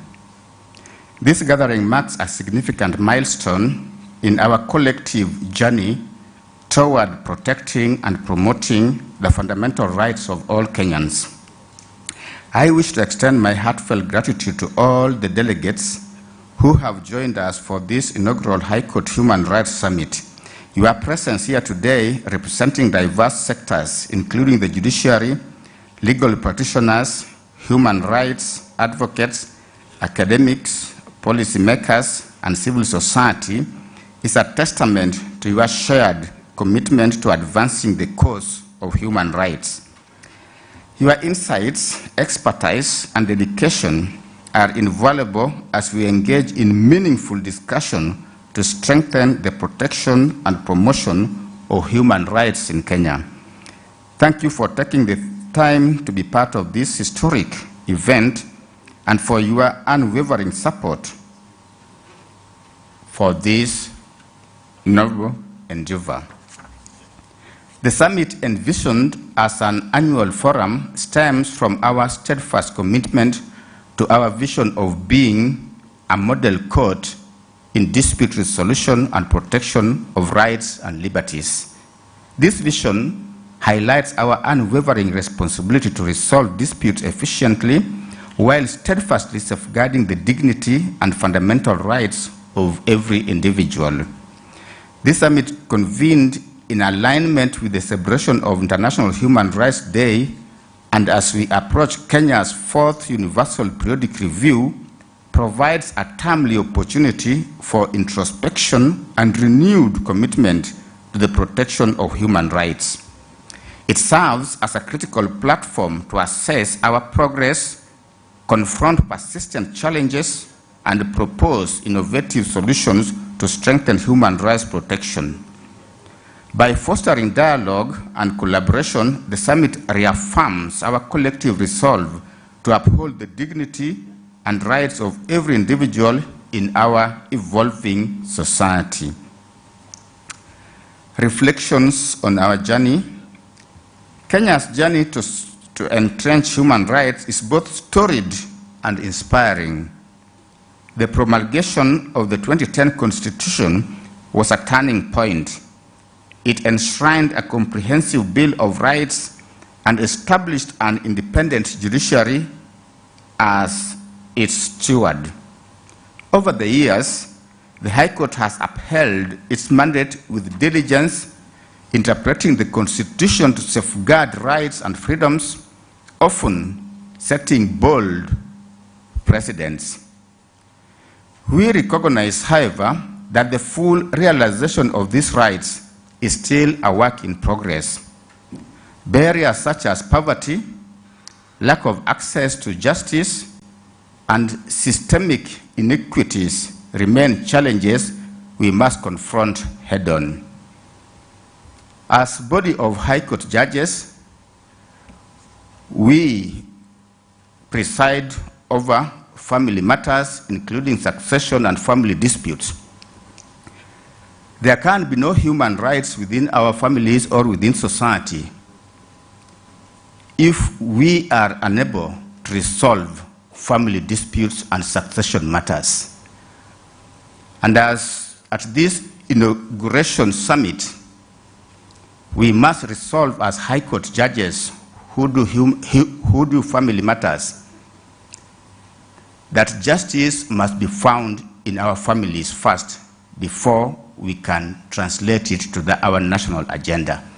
And therefore, the rallying call after today will be for judges in the family divisions throughout the country to ensure that there's family justice by making sure that all succession matters are dealt with finality. We have around 200,000 family succession matters in the country, including the magistrate courts. In our courts throughout the country, in the High Court, we have about 28,000 family matters. As long as these matters remain in our system, we cannot be talking about justice when there's no justice in the family. So I want to call upon the High Court judges that from today onwards, we make a resolution that there will be human rights within the families, and the files that are within our courts will be considered for finalization. Our role as custodians of justice.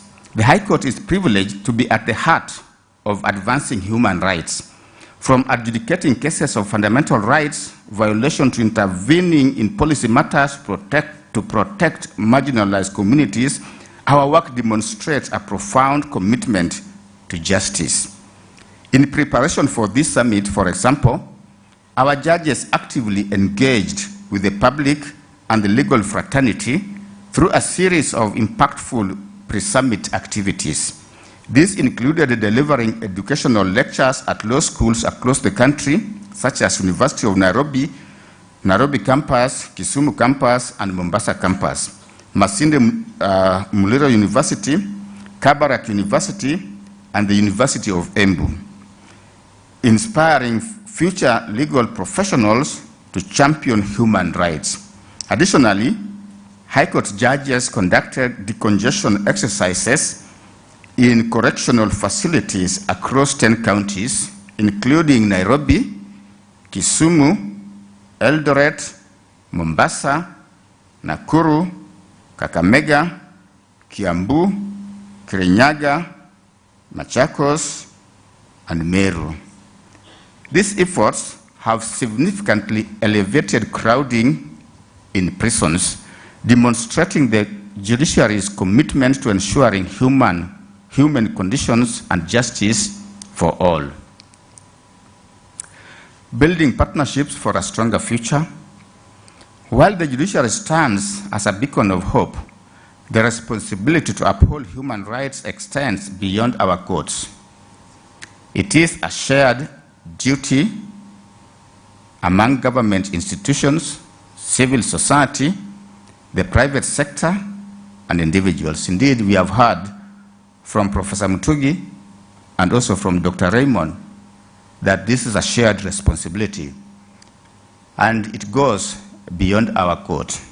But what is important for us, that what comes before our court, we are able to do to demonstrate our commitment to human rights. By fostering partnerships and open dialogue, we can create a human rights ecosystem that reflects the values enshrined in our Constitution. This summit seeks to do exactly that. Over the next 2 days, we will engage in thought-provoking discussions, panel debates, and presentations that address pressing issues such as access to justice, digital rights, and the interplay between technology and human rights. Our key speakers and panelists bring a wealth of knowledge and perspectives.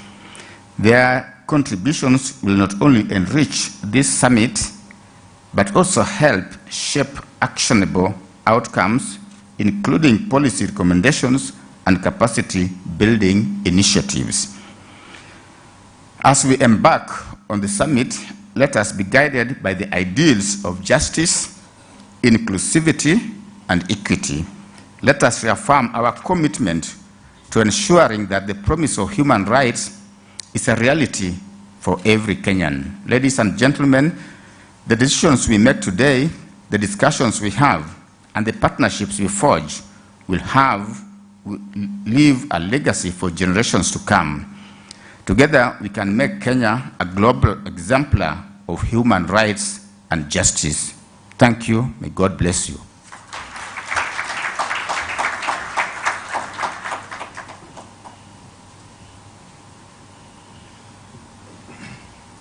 Please, let's give a round of applause to the principal judge,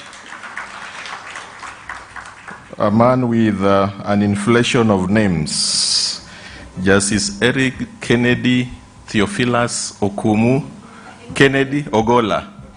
Did I get all of them? One more is missing. Okay. Thank you very much for for those comments.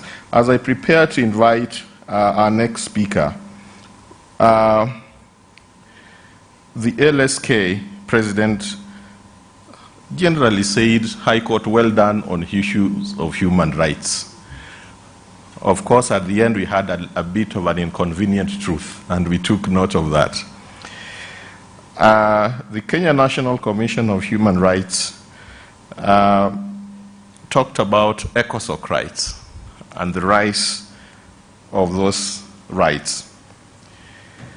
Of course, the Principal Secretary talked about data and statistics on questions of human rights and the security agencies. Let me just also give two statistics, and there's a reason I'm doing it. One, when you look at our poverty levels, and I'm training to ECOSOC, we are losing the fight against poverty. The latest report from KNBS says we've gone back to 40% of Kenyans living below the poverty line. We had gone way back to 33-point-something%.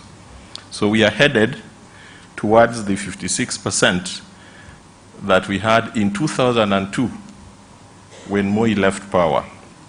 But where am I bringing that?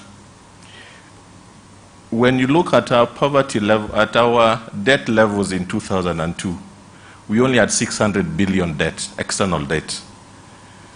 Today, we have 6.1 trillion external debt, 10 point something if you put internal and external. At the same time,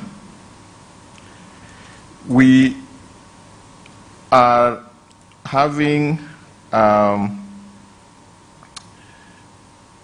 rise based on the ECOSOC data from Kenya Human Rights Commission, where our complaints are about poverty, labor rights violations, health rights violations, and so on and so forth. The third thing is, if you look at the Auditor General's report, there's so much wastage that we have as a country. Why am I raising all this? It is because it has an implication on the way the High Court may begin to look at social and economic rights and the whole question of progressive realization. Can we delay the realization of social and economic rights on the basis that we don't have money, yet we have a lot of wastage in government? That's a question that I think the courts may have to grapple with at some point. When government says we don't have money, then the petitioner say, no, there's so much money, we are just not using it right. Please give us our rights. That's why I'm giving those data. Ladies and gentlemen, I would like to invite our next speaker, the Vice Chair of the Judicial Service Commission, former Cabinet Minister, former Governor of Bomet County, Commissioner Isaac Ruto, to come and give his remarks, and at the end of it all, invite the Chief Justice to address the Human Rights Summit. Thank you very much. Welcome, Governor.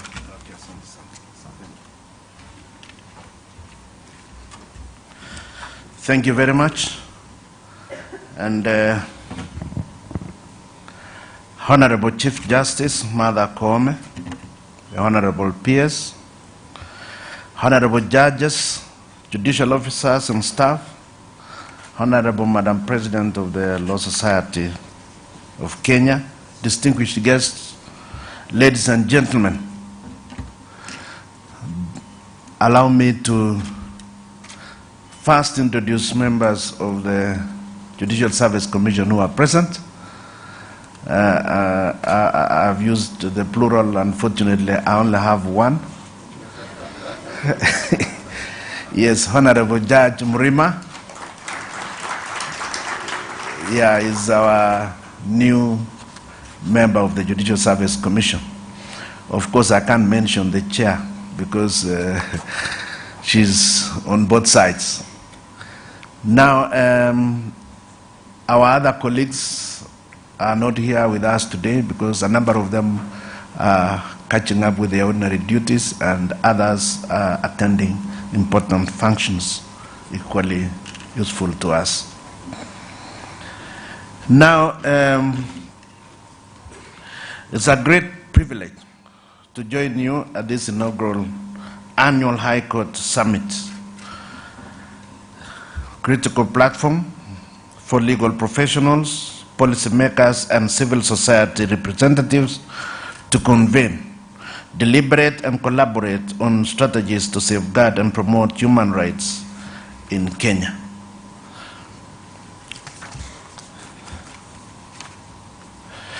This year's theme, Upholding Human Rights in a Changing Kenya, is both timely and profoundly relevant.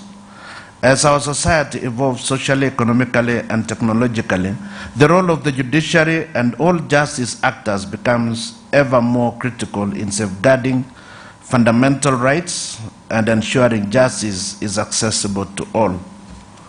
Ladies and gentlemen, the Judicial Service Commission remains steadfast in facilitating the independence and accountability of the judiciary, while promoting its effective, efficient, and transparent administration.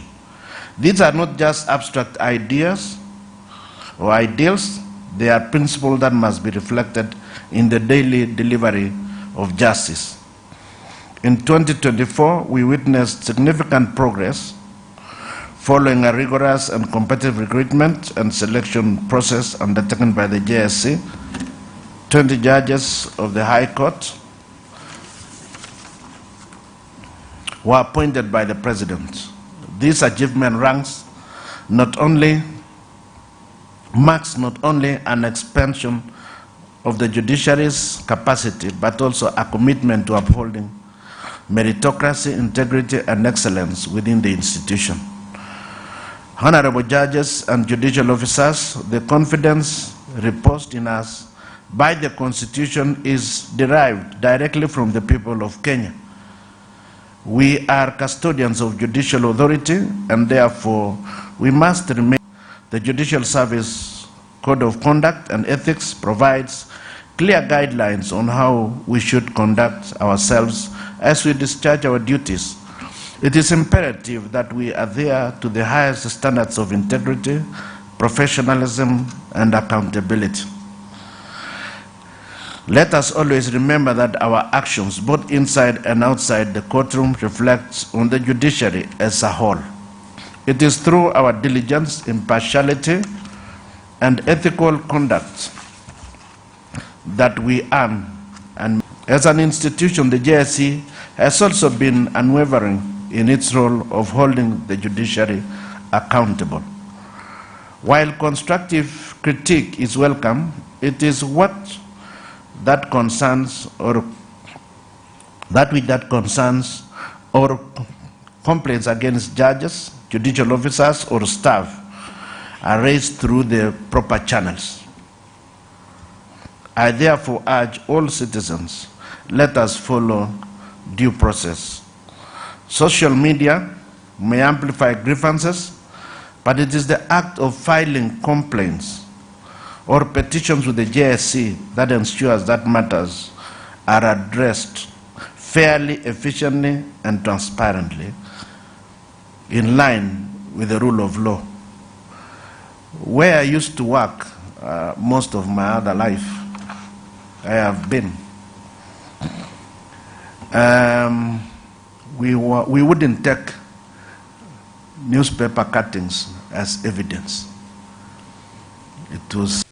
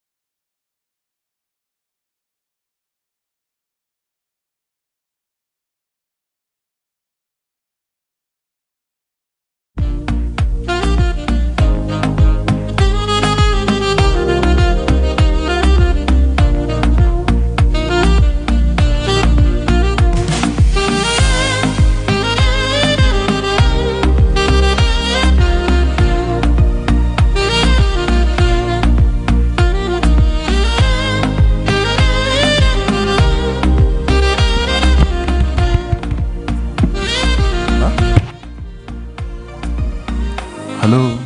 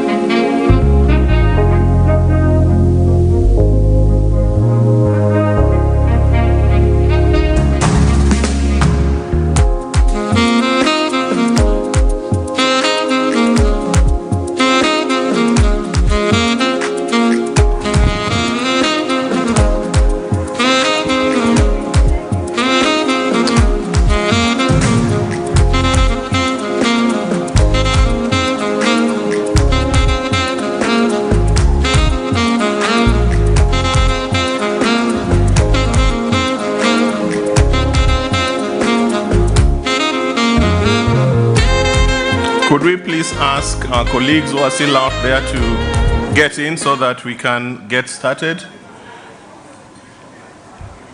Please, the protocol team, get the judges and other delegates into the room so that we can begin. We are running out of time.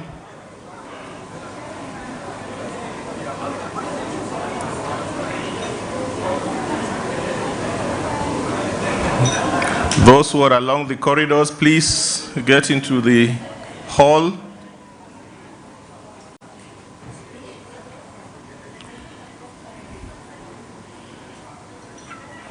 The protocol team, please get people into the hall.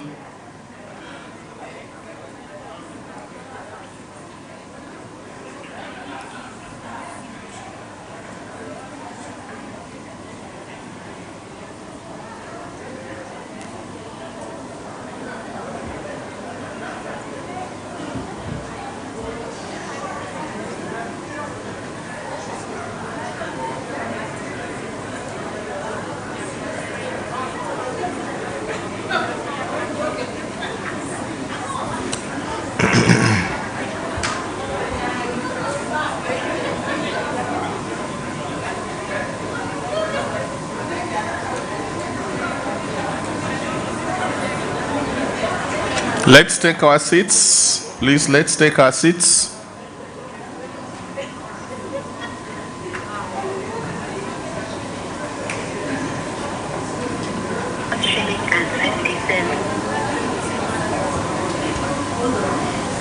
You can bring the CJ. The CJ is on his way. Please, let's take our seats.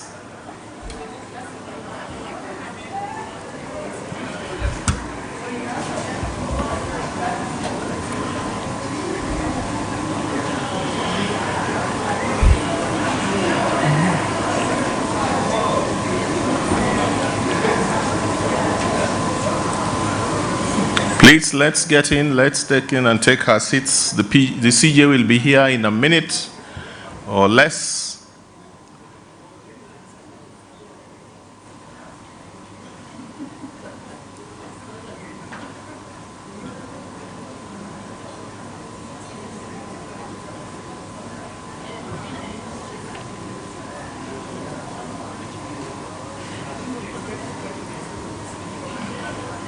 Justice Nzioka, you are carrying a book that is heavier than you, but your mind is bigger than.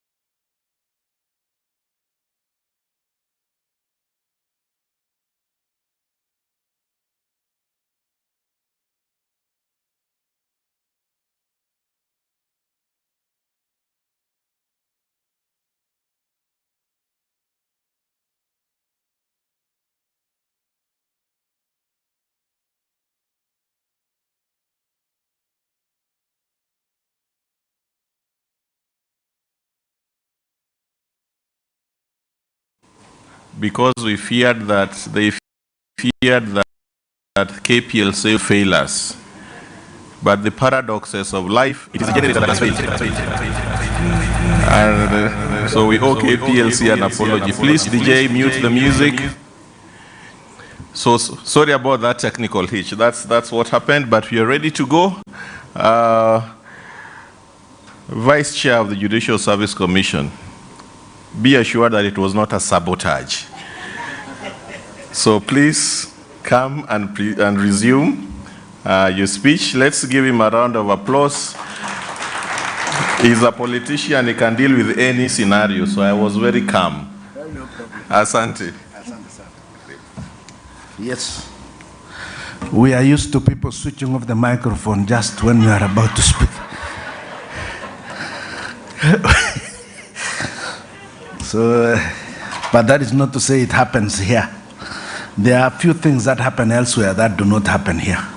And I was about to give you an example. Like where I was for quite a bit of time, we would go and make allegations in the newspaper, and then we bring it to Parliament to come and use it, try to table it as evidence. And the Speaker would say, you cannot go and make those allegations and then you come and quote yourself as evidence. So I just wanted to say that as the JSC, while we are mandated to hold the judiciary accountable, there are set procedures that have to be respected. We don't operate through rumors, because anything that has no evidence is either rumor or propaganda, either of the two. It is not evidential. We like evidence, and we have a clear structure of following. And indeed, we are proud of the status the Kenyan judiciary and the entire profession, the status it has is in, even if we are to be quite modest, in East and Central Africa. You've done well. This is, you've done well. And what shocks some of us is that even members of this same fraternity would rather pull down that name. Because whatever little we say has damaging effect outside, because not everybody looks at the facts. They just look at what is in the newspapers, and they create what is known as perception.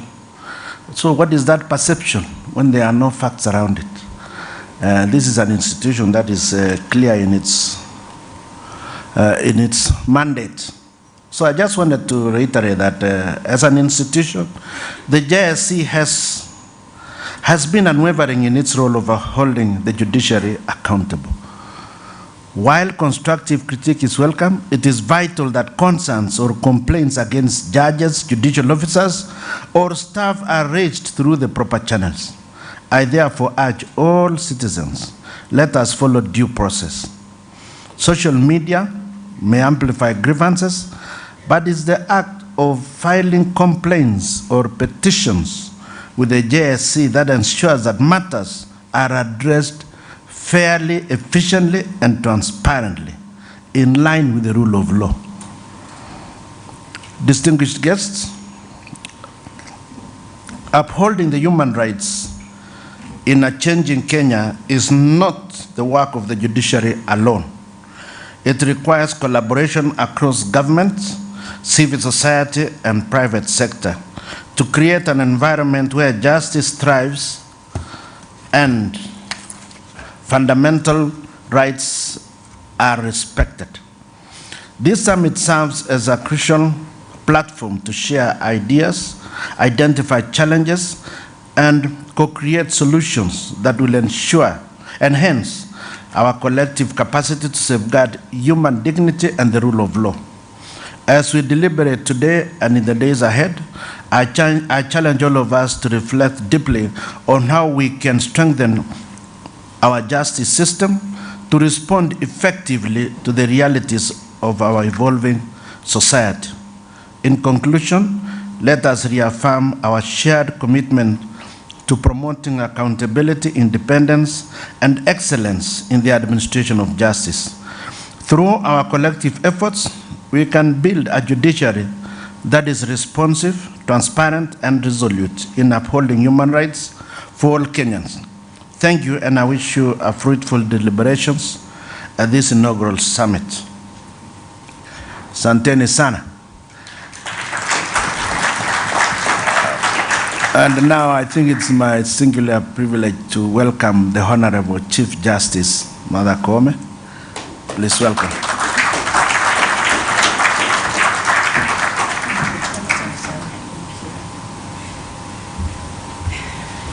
Thank you very much, the Vice Chairperson of the Judicial Service Commission. Let us appreciate him with a better round of applause.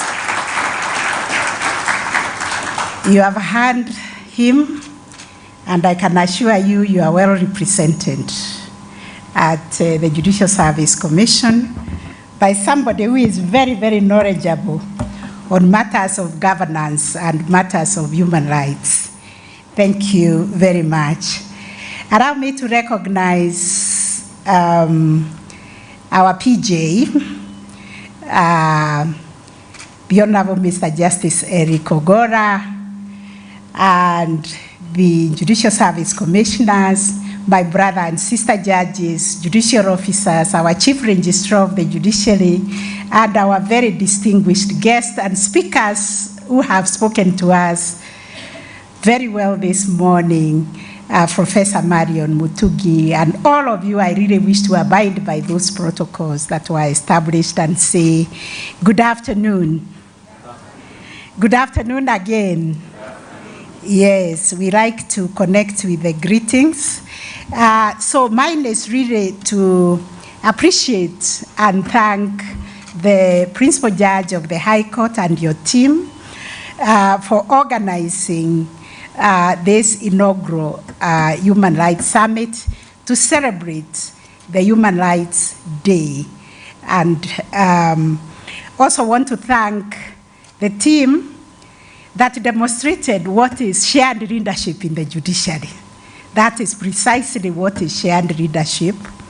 We take responsibility of every task that is put in our hands, and we execute it like there is no tomorrow. When I see people struggling in the executive and elsewhere, I say, come to the judiciary and run a model of shared leadership, which is working.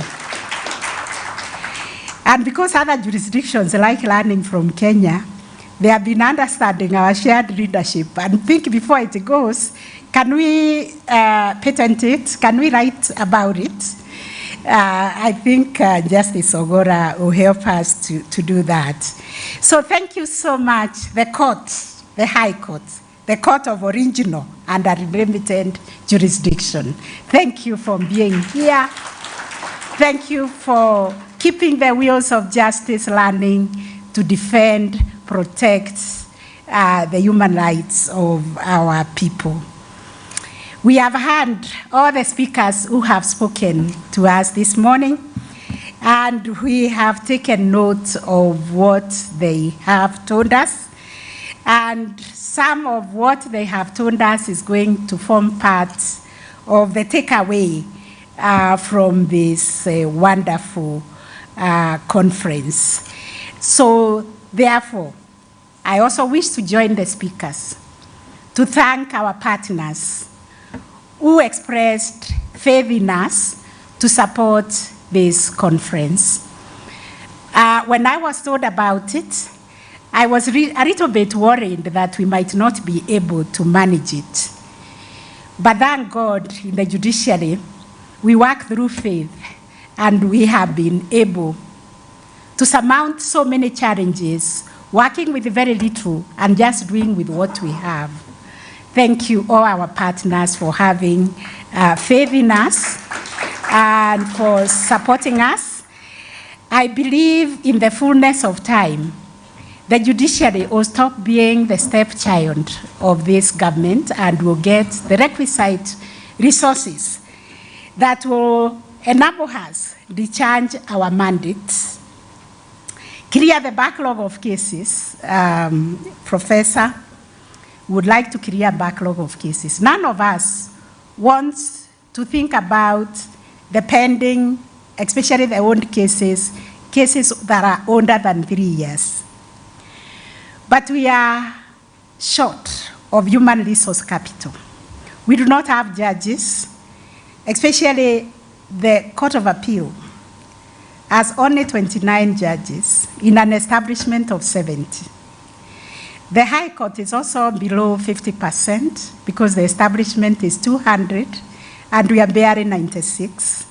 And I can go on and on. The magistracy is 1,200 and we are operating with only 570.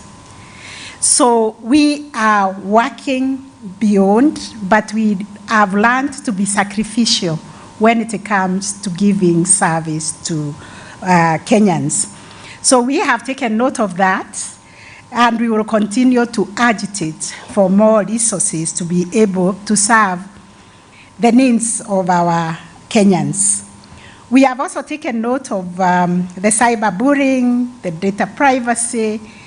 When I speak, I always confess that I'm a victim of cyberbullying, or is it called technologically facilitated gender-based violence? But I know the intentions. It's a business model. I don't know to achieve what, maybe to scare me, to distract me, to defame me, and hold me out of office, but they can try something else. So we have taken also the existential threats that we have been told about, which I have noted. Thank you very much, Duncan Okero. You have kept on reminding us what they are.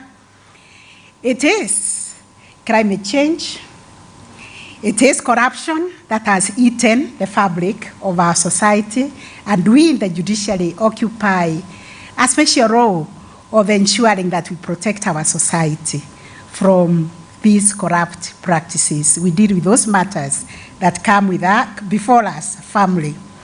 The other existential threat is the gender-based violence, and the story we were told by Madam President of the Law Society about the child, and I wish she was here to hear the response of the judges, that judges have also come in contact with that child 3 years, 4 years, or even below. Somebody told me of a story of a 6-year-old, a 6-month-old who was defiled.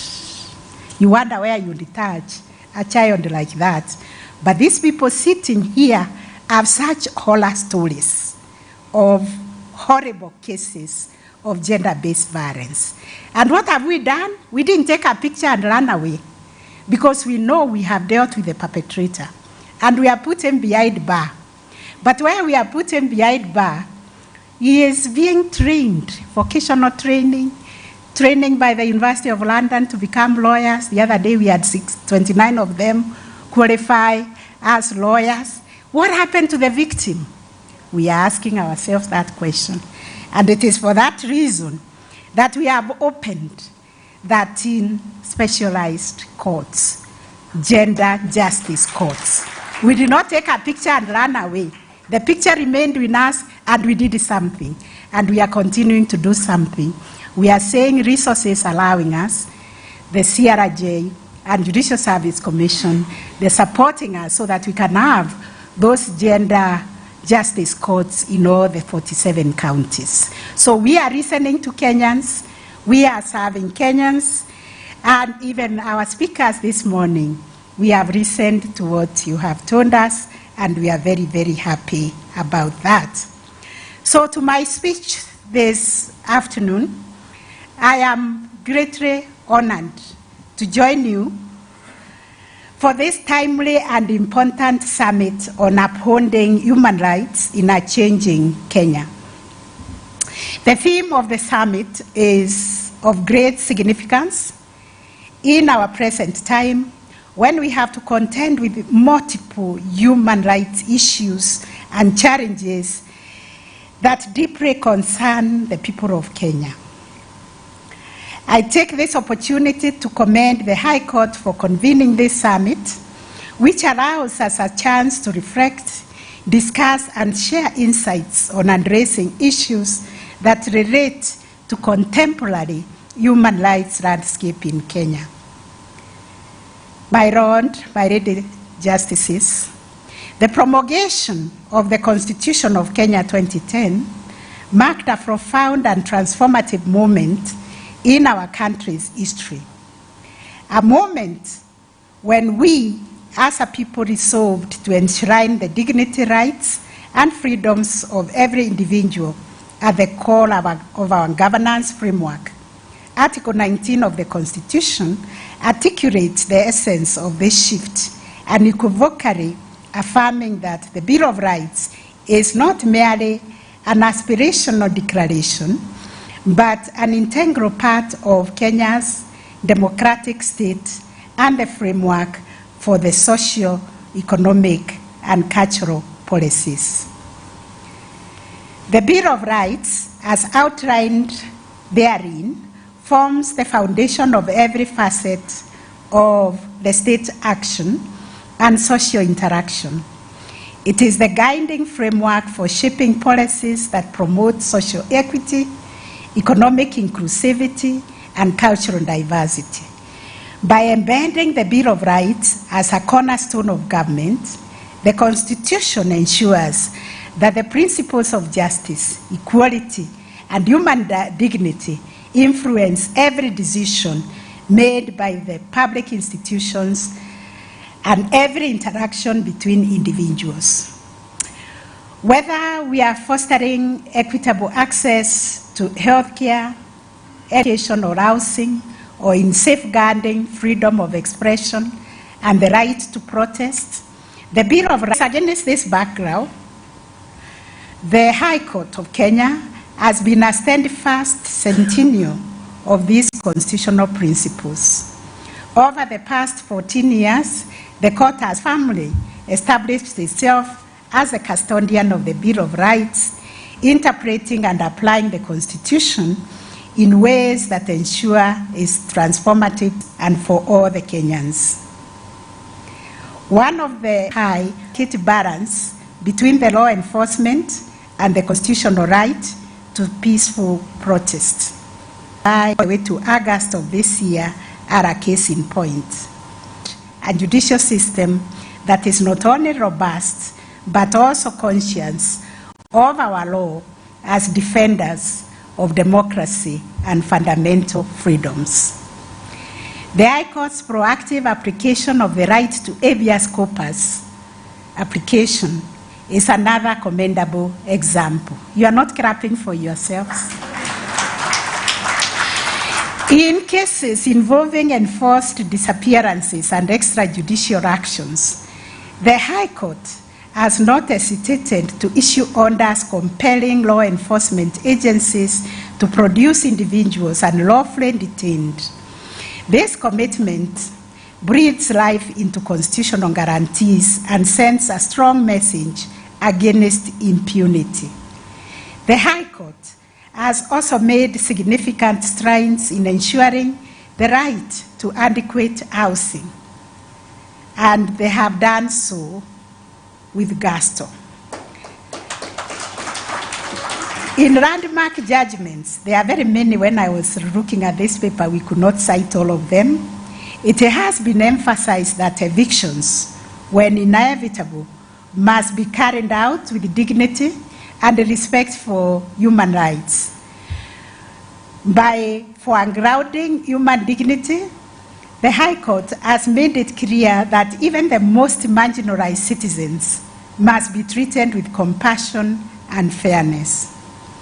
In championing the best interest of the child, the High Court has set an example for judicial sensitivity. Notable cases such as the intervention by the High Court in Naivasha on a Sunday to review bail terms for children detained during maandamano. This reflected the court's unwavering commitment to safeguarding the rights of the most vulnerable members of our society. The High Court has also developed trailblazing jurisprudence on the rights of intersex persons and other vulnerable groups. By expanding the boundaries of inclusivity, the court has advanced the social justice agenda that is envisaged in our Constitution. This, amongst other landmark decisions, shows the High Court of Kenya is truly a guardian of our Bill of Rights. Ladies and gentlemen, despite the progressive and transformative human rights jurisprudence from the High Court and Superior Courts generally, we are still grappling with serious human rights challenges. I'm sure that each one of us has witnessed the significant human rights challenges that our country faces, including extrajudicial killings, abductions, increase in femicide and gender-based violence, what we are calling existential threats to our nationhood. There is suppression of peaceful assemblies, unaccountable use of power, poverty that is ravaging and ravaging so many of our families and communities, and socioeconomic inequalities. These are the realities of our nation. Some of these challenges are rooted in structural inequality. They are also rooted in governance problems and changing society and global situations. Addressing these challenges remains crucial to the enjoyment of human rights and fundamental freedoms by millions of Kenyans. We are all told, are children of God. They are Kenyans. And we keep telling each other, no one should be left behind. Moreover, we must consider issues and challenges presented to promotion and protection of human rights in Kenya, including those with respect to technological advancements and also the changing geopolitical environment. While technological has created and opened new opportunities for people to interact, share resources, and shape societies for better, it has had its downside when it comes to promotion and protection of human rights in Kenya. Just like elsewhere in the world, technology in Kenya has provided a platform for human rights violations and abuses through cyberbullying, digital surveillance, online discrimination, and technologically based gender-based violence. More importantly, we must remain alive to the changing geopolitical realities and the increase of changes and competition as an implication on human rights and fundamental freedoms in Kenya. This has in effect ended. This has an effect to end and abet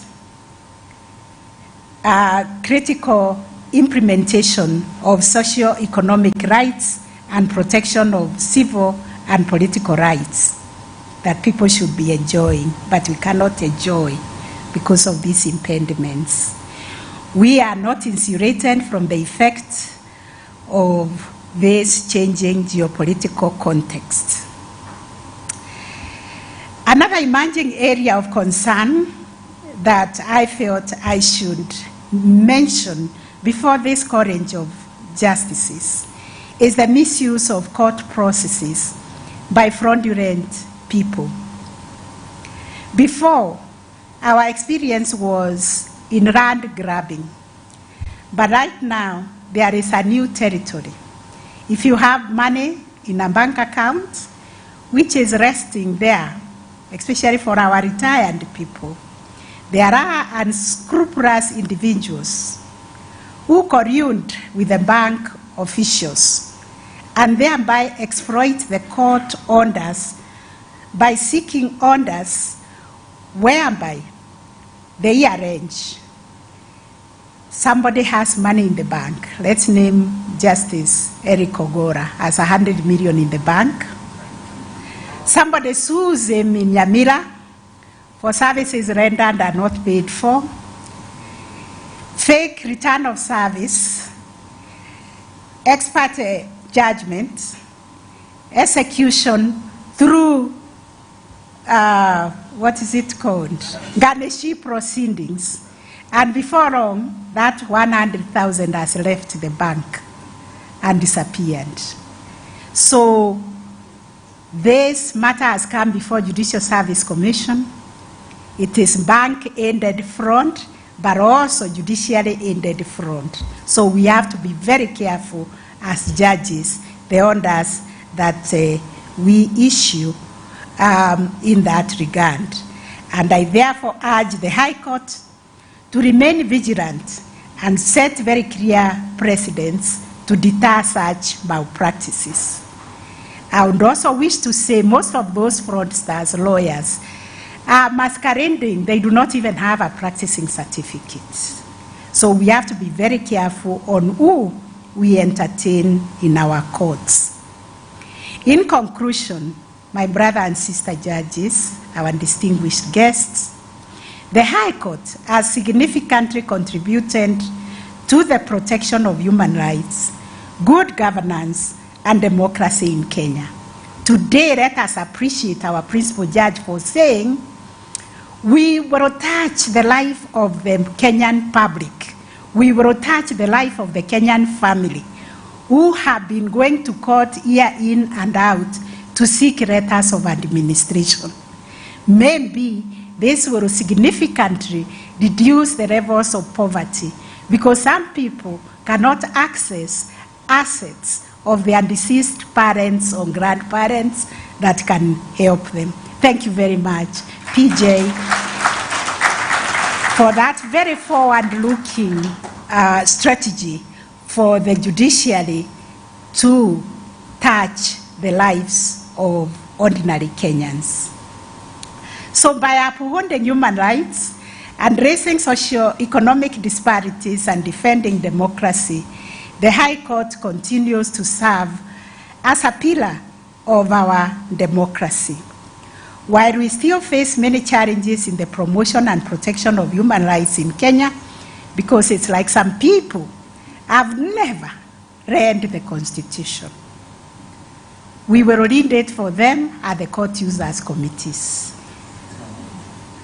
We remain relentless in addressing these human rights abuses. The Constitution remains our true north.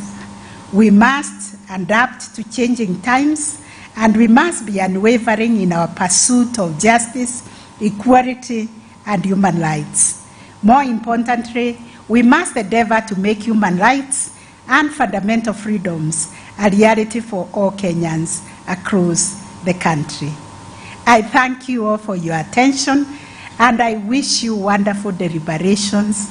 And with your blessings, I declare the 2024 Human Rights Summit by the High Court officially opened. Thank you very much.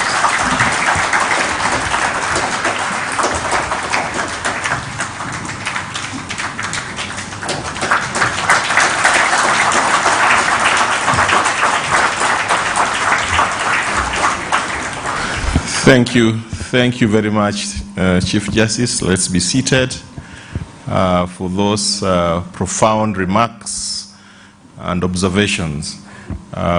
It's called what? Tour de force. For those who know French, you know what that means. Asante sana. We're coming to the end of the opening session of this annual summit. And before we do so, let me just invite the principal judge to give the Chief Justice something. Let's get the gifts in front. They are definitely below 20,000 shillings. Yes, Principal Judge. Yes, Chief Justice, please come over. So just give her a second.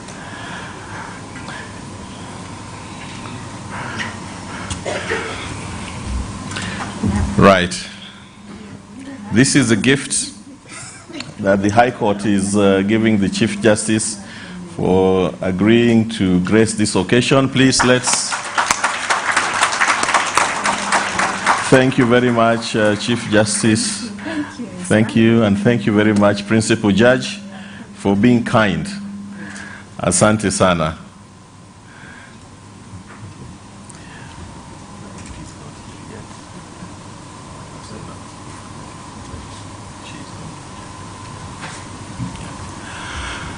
All right.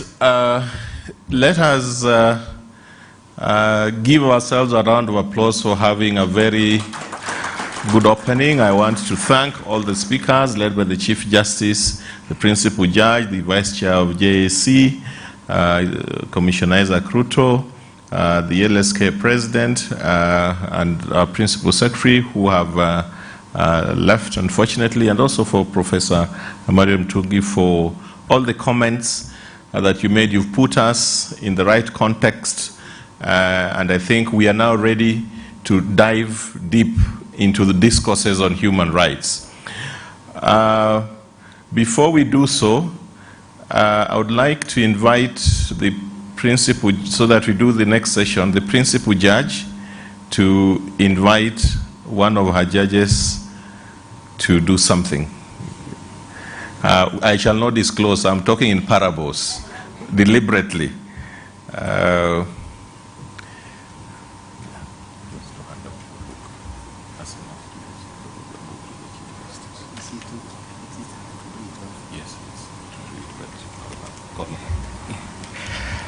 Thank you, Commissioner Okello, and thank you, the Honorable CJ, and thank you, all the delegates.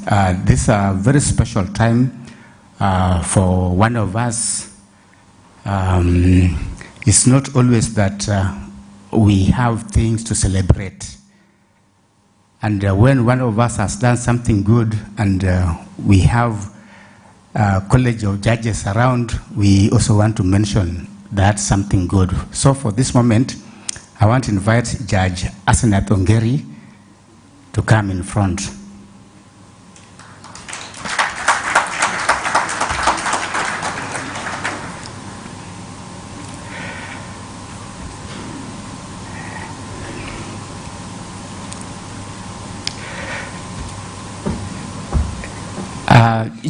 Judge Ongeri has a special event this evening, to which she has invited all of us, but it's not for now. It is for evening, and we'll give more information about this. But this time is very special because we want to have her hand over a copy of her book to the Honorable, the Chief Justice of the Republic of Kenya. And I just want her to say one thing, only one, and then hand over a copy of her book, because this is not the moment. The moment is coming. So photographs and everything, yes. It is a great honor for me to be able to reach this moment. I must say that this is my happiest day in my life. In my next book, I'll include that topic, the happiest day of my life. When Nancy Reagan left White House, she wrote a book, a memoir called My Turn. And in it, she gave a glimpse of what it means to be a first lady in a country like America. And in my memoir, I have also given a glimpse of what it means to be a career magistrate and then a judge in Kenya in the 21st century. One thing I must tell you is that you are the author of your own story. Every one of us has a story to tell, and I'm encouraging each and every one of you to write your story, because if you don't, others will write for you. They will choose to believe the lies they see in social media and call you churispesa when you have no money in your pocket. So this is an invitation for all of us to do our stories and put on record how we have served this nation.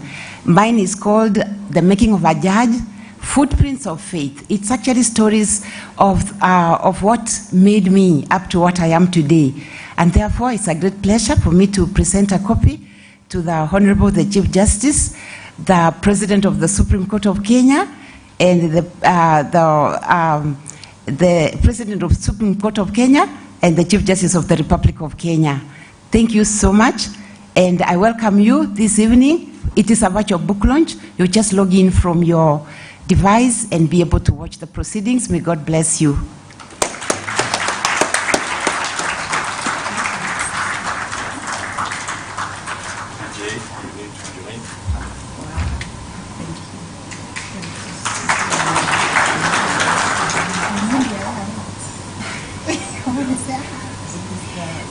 Plus, let's give them a round of applause.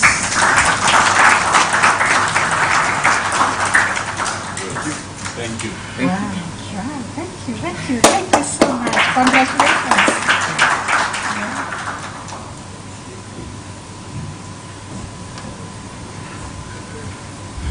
All right, thank you very much, Chief Justice and Justice Ongeri and PJ. Let us go into our next session, and I'd like to invite the chair of the session, Justice Sergon, as well as Professor Mbani, Dean of the Faculty of Law of Kabarak University. And as they come up, I would like to acknowledge the presence and participation of courts of equal status. Chief Justice, we have representatives from the Environment and Land Courts, as well as the Employment and Labor Relations Court. Talking of shared leadership, thank you, the High Court, for inviting your other colleagues for this event. So Justice Sergon, Justice Dr. Sergon, Judge of the High Court in Kericho, God's bathroom. Karibu.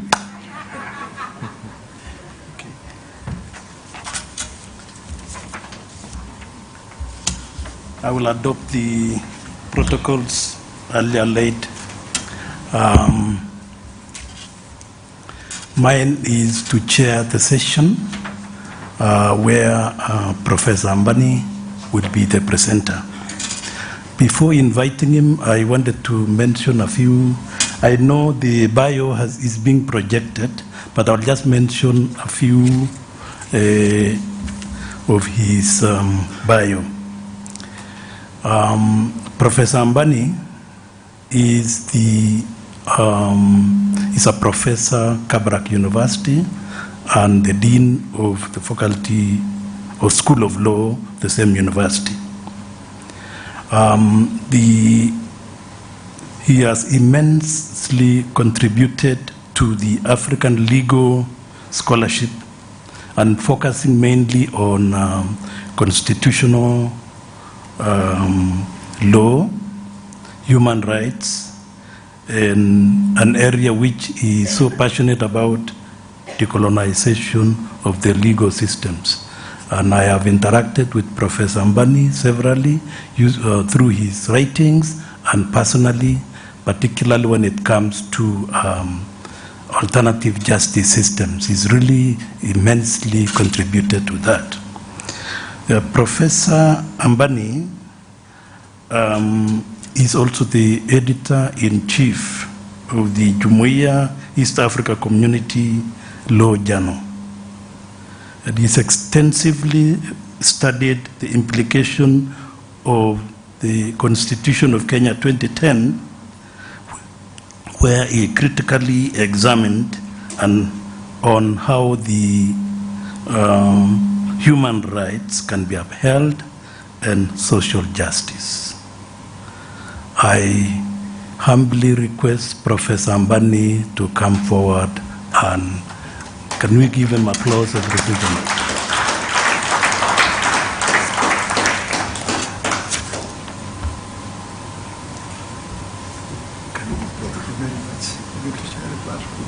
Thank you.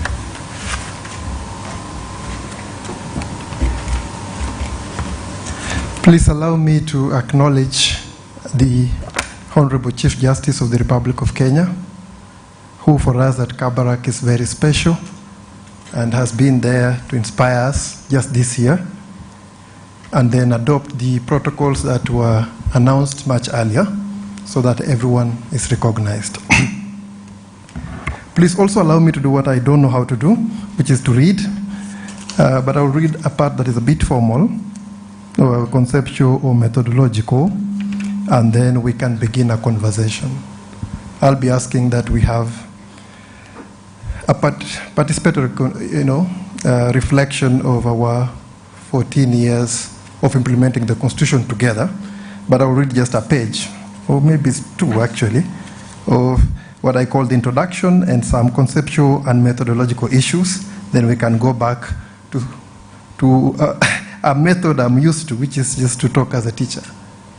I begin by expressing my assembly of judges whose expertise and dedication place our judiciary among the finest globally.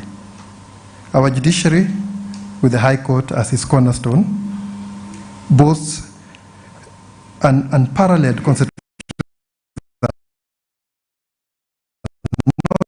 It is notable than almost any other law school in Africa outside South Africa. When Professor Joel Ngugi reached out on behalf of the registrar to extend this invitation, I was initially hesitant. As Dean of Kabarak Law School, administrative responsibilities have, over the past 4 years, drawn me away from my core areas of expertise, constitutional law and human rights.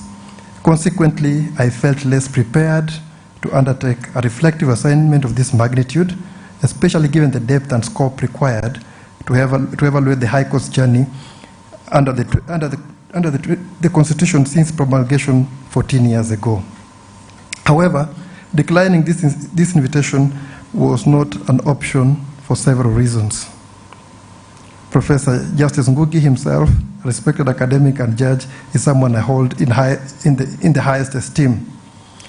Additionally, the judiciary has been an exceptional partner to my law school, offering invaluable support since my appointment as dean.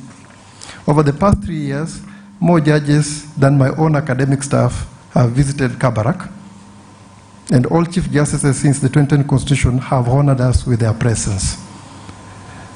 Notably, this year, Chief Justice Martha Koome, accompanied by over 30 judges of superior courts, participated in the Alternative Justice Systems Conference, jointly hosted by the Judiciary and Kabarak Law School. Such collaborations inspire immense gratitude, and I am optimistic about the historical projects we will undertake together in the near future.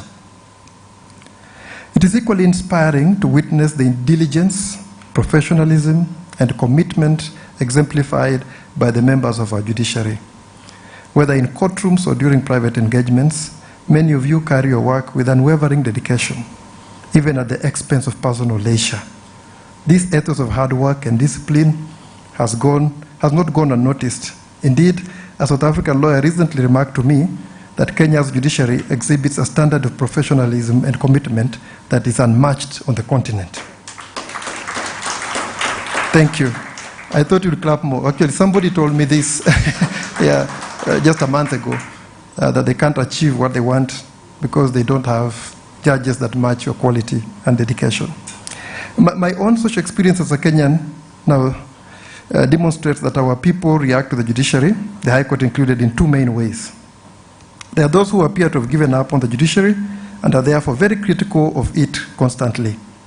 This I call judi-pessimists. There are some who have a more positive, what I call judi-optimists.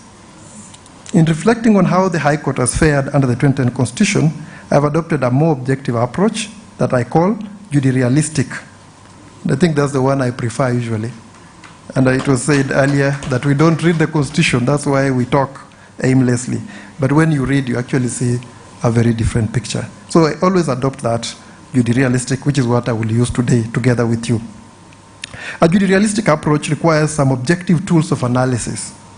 In this regard, I prefer the wisdom of Sankofa from among the Twi speakers of Ghana, which recommends some historical analysis, and I also prefer what I call in these reflective remarks the salient features test. The salient features test, I'll be talking about it shortly. The word Sankofa means go back and fetch. It is often associated with a proverb that translates, it's a Twi proverb, translates as, it is not wrong to go back for what you have forgotten. It is usually symbolized by a bird, which is with a bird with its head turned backwards while its feet face forward, carrying a precious egg in its mouth. That bird flies forward, facing backward. So it shows that always go back to learn something from there. So applied to my reflection, Sankofa implies learning from our constitutional history, both conceptually and methodologically. In 2012, together with my friend and colleague, Professor Kwinta Bondenyi, we wrote the first book on the 2010 Constitution. It is called The New Constitutional Law of Kenya, Principles, Government and Human Rights. I think I have a copy here, among the few left. Under the chapter of the Bill of Rights, we identified 9 outstanding attributes that we described as the salient features of the new Bill of Rights. Coming before the judiciary had the opportunity the opportunity of time to pronounce itself on the various aspects of the Bill of Rights, our initial assessment presents us with a sort of baseline of what I thought and still think is the promise of the new Bill of Rights. I suggest using this baseline as our objective guide in this delicate reflection on how you have shepherded the Bill of Rights as a superior court of record. Finally, a note on how I shall present the scorecard.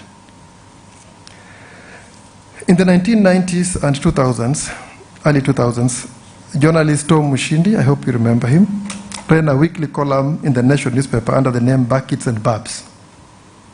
The way this worked, was that he would give flowers, buckets, to those who had excelled during the week, and thorns, the babs, to those who had fallen short.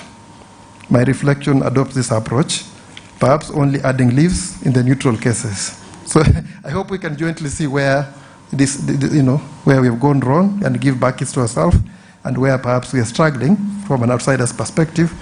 And if it's jointly, we can own it. We give ourselves babs or leaves, depending on the case.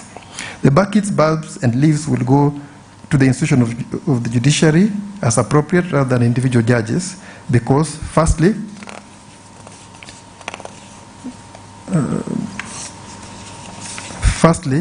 the court as an institution has been in a state of constant flux since 2010.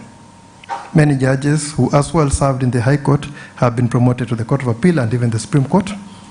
Others have rested or been removed, and others have joined the institution from the magistracy or from outside. So you can't talk about one judiciary in the last 14 years. I think people have been moving constantly. And second, an individualized focus in this context will be uncomfortable on both your end and mine as well. Therefore, a useful scorecard would be of the institution of the High Court as a whole rather than individual judges. That said, it is important to acknowledge the difficulty in isolating the High Court from the rest of the courts, as the judiciary is designed to work as one whole. Those are the things I thought I should read because they're quite formal, and then we can have a discussion. Thank you. Thank you. Honorable judges, like I mentioned, we shall adopt the Sankofa approach, which is just to go back, then see what were the problems of the past. And once we have done that, we can look at what was the promise of the new Bill of Rights. And I suggested using my own work, which I wrote in 2012, before a lot had happened. So it was almost neutral. There was a euphoria of a new constitution, and my hope and optimism then was raw, untainted. Perhaps if I wrote now, I would have said something different. So using those aspects that I call the salient features of the Constitution, I'll be asking us to look at how we have fared on those scores. And I think whatever we enter jointly then will be the answer to how we have fared in the last 14 years. So if I went to the repealed Bill of Rights, I think this was a hackneyed area in the earlier discussions about the Constitution. Every conference, every NGO activity had that, the problems of our Bill of Rights, if you remember. And there were many.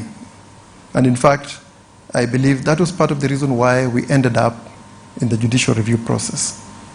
So among them were that the Bill of Rights itself was very limited in the scope of what it covered. In fact, it was almost limited to the typical civil and political rights. It said nothing of socioeconomic rights. It didn't cover emerging areas like women's rights, children's rights, rights of persons with disability, rights of elderly persons. All those had been ignored. All those had been ignored in that particular constitutional order. And so every time we talked about constitutional reform, we looked forward to a constitution that would include more rights. Then there were things like discrimination. As a typical provision like the non-discrimination clause, you found in that constitutional setup that it was so limited. For example, it allowed discrimination of women, for example, in areas of personal law, if you remember. I think it was the infamous Section 82, that you could discriminate on the basis of, say, areas like marriage, divorce, and inheritance. You remember that part. But it was also limited in terms of even the grounds that it listed. By that time, by the 90s and 80s, we had begun to recognize that you need to protect, for example, health ground, the ground of health, dress, age, you know, and some countries like South Africa in the 2000s were even doing sexual orientation. So the grounds upon which you could protect discrimination were more than the Constitution anticipated at that point. And that is something that we kept talking about. But the worst part, I believe, was what we called the Bill of Exceptions. You remember, the limitations were just too much. The very structure of that Constitution was such that it belabored limitations more than it gave the rights themselves. There are illustrations I have in my book here of a provision that is perhaps one paragraph, then several paragraphs are just giving exceptions to that right. So one wondered what the Constitution was doing. Was it giving the right, or it was taking them away? And there were two kinds of limitations in those days. One limitation was the central one, this normal one for public security, safety, and all that. Then there were internal limitations in every clause, what we ended up calling clawback clauses, because they tended to claw back the rights that had been provided. So we experienced a situation where most of the times in courts, in government parlance, the emphasis was on the clawbacks.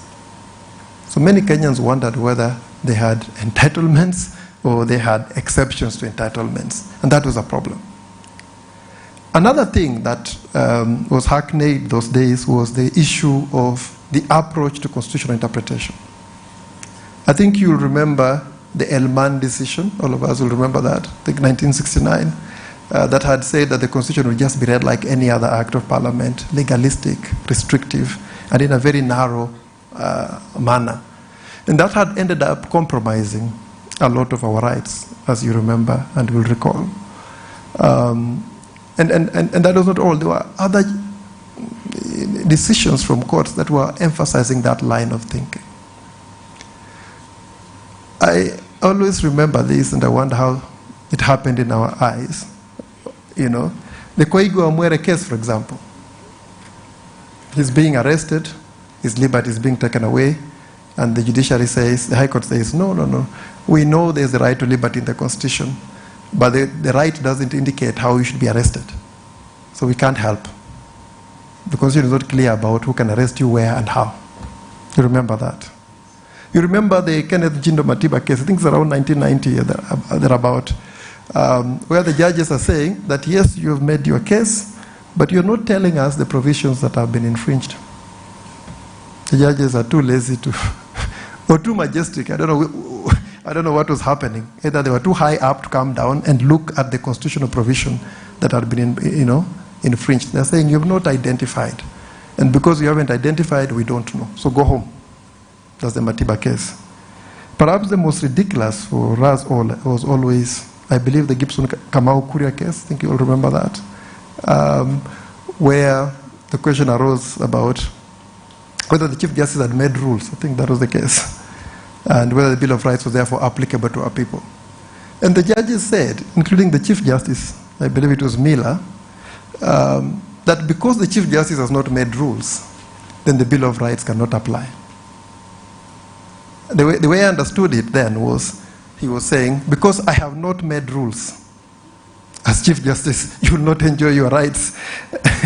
and that was jurisprudence. So we suffered an era where rights were just largely imaginable because of that kind of constitutional protection and that enforcement mechanism that the Constitution provided.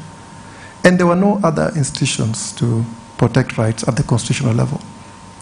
Of course, we had a Human Rights Commission much later as an act of parliament, but that was much later, or a committee, I remember first time headed by Professor Mutungi, the late, also former judge. But there was no other mechanism other than the judiciary. So those were some of the shortfalls of that constitutional order. And as Sankofa would want to look back as we fly forward, to just wonder, and imagine and reflect, what was the problem then? Has it been cured? As we sit as judges today, are we perpetrating any of those old wrongs, or are we moving away from them? I think that would be the question to ask. And perhaps one guiding thing that we could use here, I wish we had a mic I could go around so that we have more participation.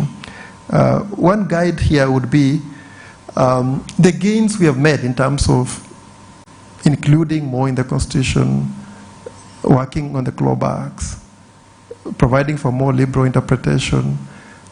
Have we gone back on any of that as a judiciary? Or have we preserved and even moved forward? I think that those would be the key questions to ask when we look the Sankofa way, when we look backward. If we went to this test that I suggest we should also look at, which is the one I came up with my friend in 2012, way before there was pollution of minds, way before there was judipestimis and all that under the new constitutional order. Perhaps we could also see how we have fared. And in that chapter that I mentioned, we identified 9 attributes that we called salient features of the Bill of Rights. What we thought stood out, what we thought was, in my view, also most promising compared to our past, but also compared to other contemporary regional constitutions. And among the things we thought were salient are, let me just list, then we can go through them and then I'll be done. Number one was that this new constitution then had a Bill of Rights that is very detailed, incorporating all genres of rights. The other thing we thought was that this time around we had expanded the non-discrimination clause beyond what was imagined in the previous order. We also thought that another salient aspect is that finally we have substantive justice or substantive equality, which is also related to non-discrimination. We also thought that we finally had a Bill of Rights that has both vertical and horizontal application. And that was a key feature to think about. We also thought that finally limitations were going to be operated centrally as opposed to the central and internal as in the past. We also thought that the Bill of Rights had much more mechanisms for enforcement other than previously imagined. Okay?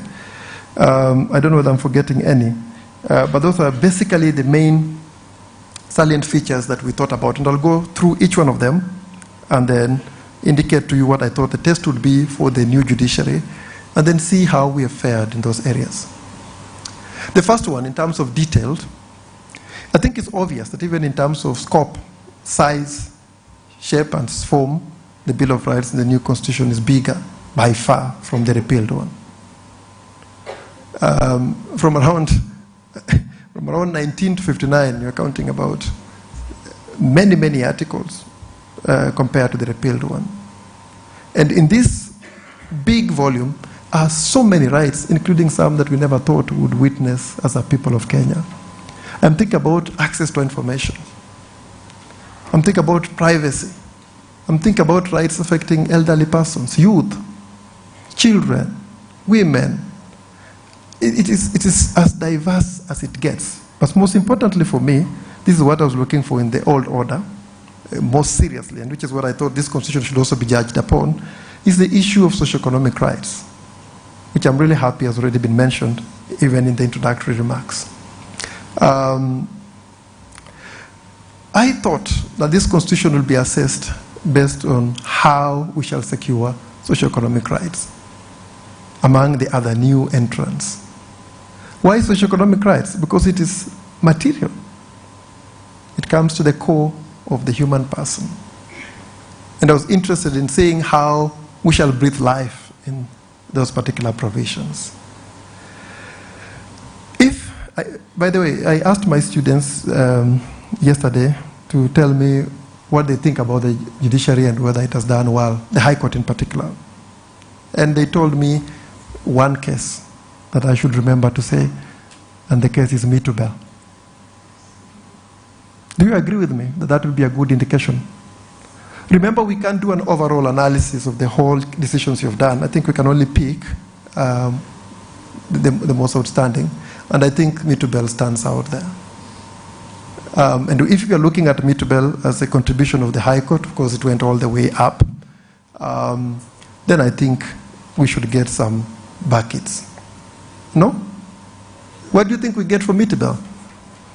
And the litany of cases, I don't know, a lot of cases on housing. And the Chief Justice mentioned, also happy that she did that, on protecting landless people from being evicted.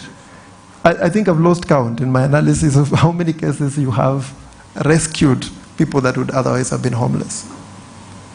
I think on that note, if we went Judy realistic, we score a ton of buckets.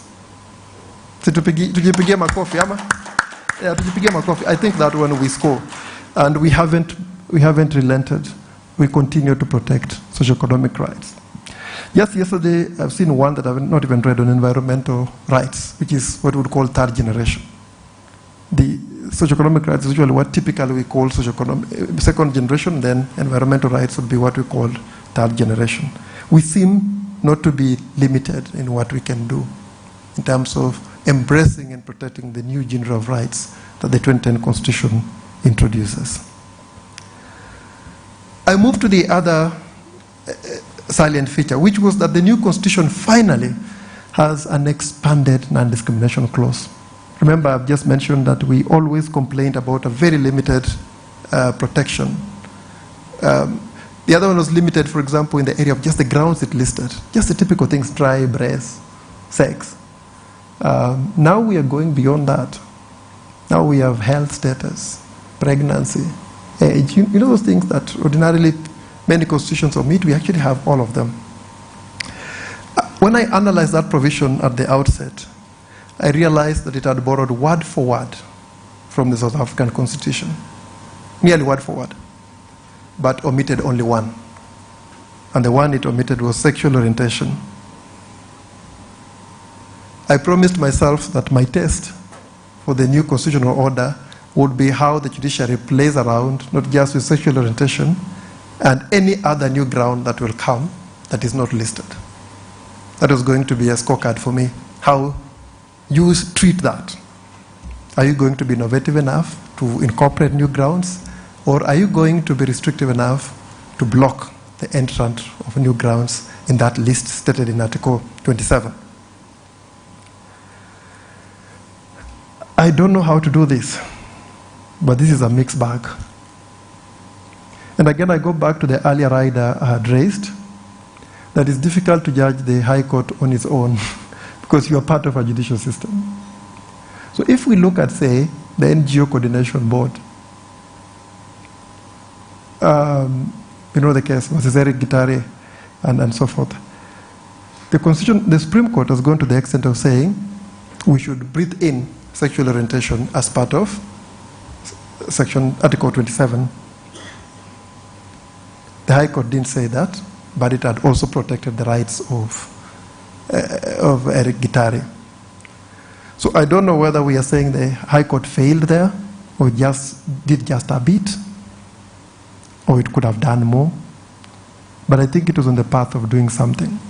So if we can't give barbs there, if we can't give barbs, we can't give buckets, then we must give a leaf. Thank you very much. Something has happened right there. I'm still curious to know whether you will admit other grounds. The one that appears soon to come is what? Gender identity. In your lifetime, you might have to determine that, whether gender identity is another ground that we have to consider.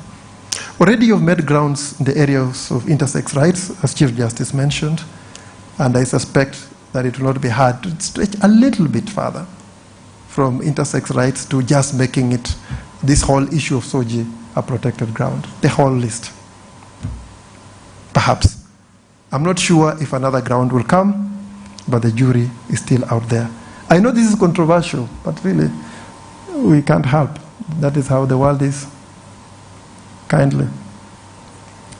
The other thing that I thought this constitution does so well was to have a very high affinity for substantive equality.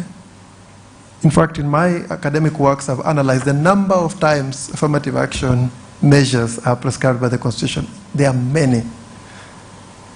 For different groups, minorities, marginalized women, youth, a lot of affirmative action required. And for me, one of the things I was going to look out for in the new constitutional order is whether we were going to allow women their rightful place in political spaces. For me, that is my test. If women are ever going to be given a chance in parliament, in the cabinet, at the echelons of the judiciary, then for me, you will have passed the test, especially if it comes to you. And here, again, I struggle. If we start by the advisory opinion, which was in the Supreme Court, you remember, the earliest one, it actually said this is a progressive right. I don't agree. It can't be progressive. But nonetheless, we lived by it. The date came, it passed. CRU, I think you know the Center for Rights Awareness and Education, the NGO, went to court first time. You did a good job, in my view, issued mandamus, asking the Attorney General and the Constitution Implementation Commission to do something about that. They didn't do. Again, CRU came back. Again, you issued a mandamus. And again, they didn't do what they were supposed to do. And this inspired the Chief Justice Emeritus Maraga to do the bold thing that he did, and which is a fantastic thing to ever come from our judiciary. Just to say, dissolve Parliament. When one looks at that terrain, one is tempted to give buckets to this situation. At least on my end. I don't know about your end. I'm so happy, so excited about that progress, that vigilance that the High Court initiated. Of course, it was together with the Supreme Court and the Chief Justice, but the High Court played a key role in ensuring that our women, for the first time, can get their rights. What do you give at that point on your end? Hey, my friends, I'm sorry, I'm just a teacher. I'm used to a choke, I'm used to response, backhand. I'm sorry, I know in your court we bow. But kindly, let's just engage for this session, and then we see. What do you think about that? I think that's a bouquet, still.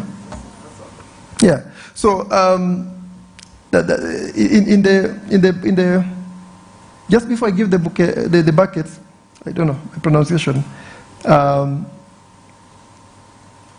I get stuck. So in my analysis, I wonder, should I praise the judiciary for the good job? Just before I say that, then I ask myself, where is the case now? Where is it? It is stuck. It's affirmative action. It is still stuck in the judiciary. And for me, actually, when I studied, but I've just had 2 weeks to reflect much more seriously.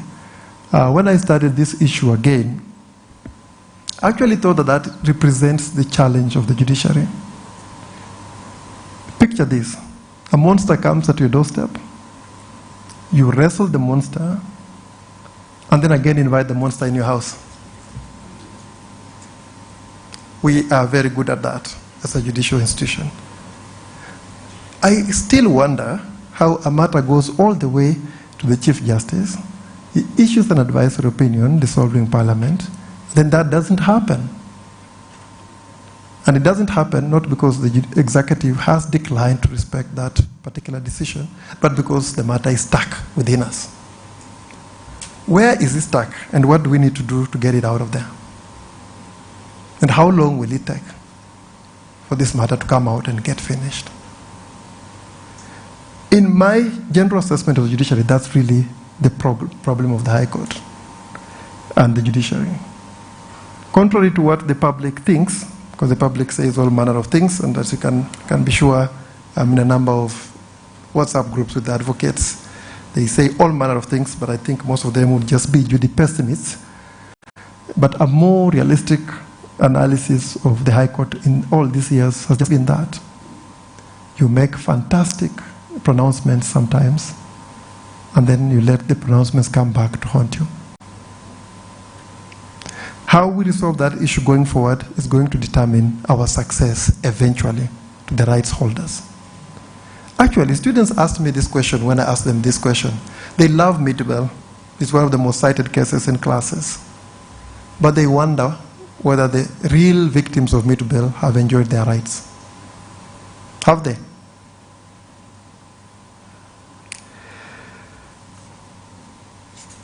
So that is substantive equality, and we can move on and on. I don't know which one I can pick. I can pick two more, then see.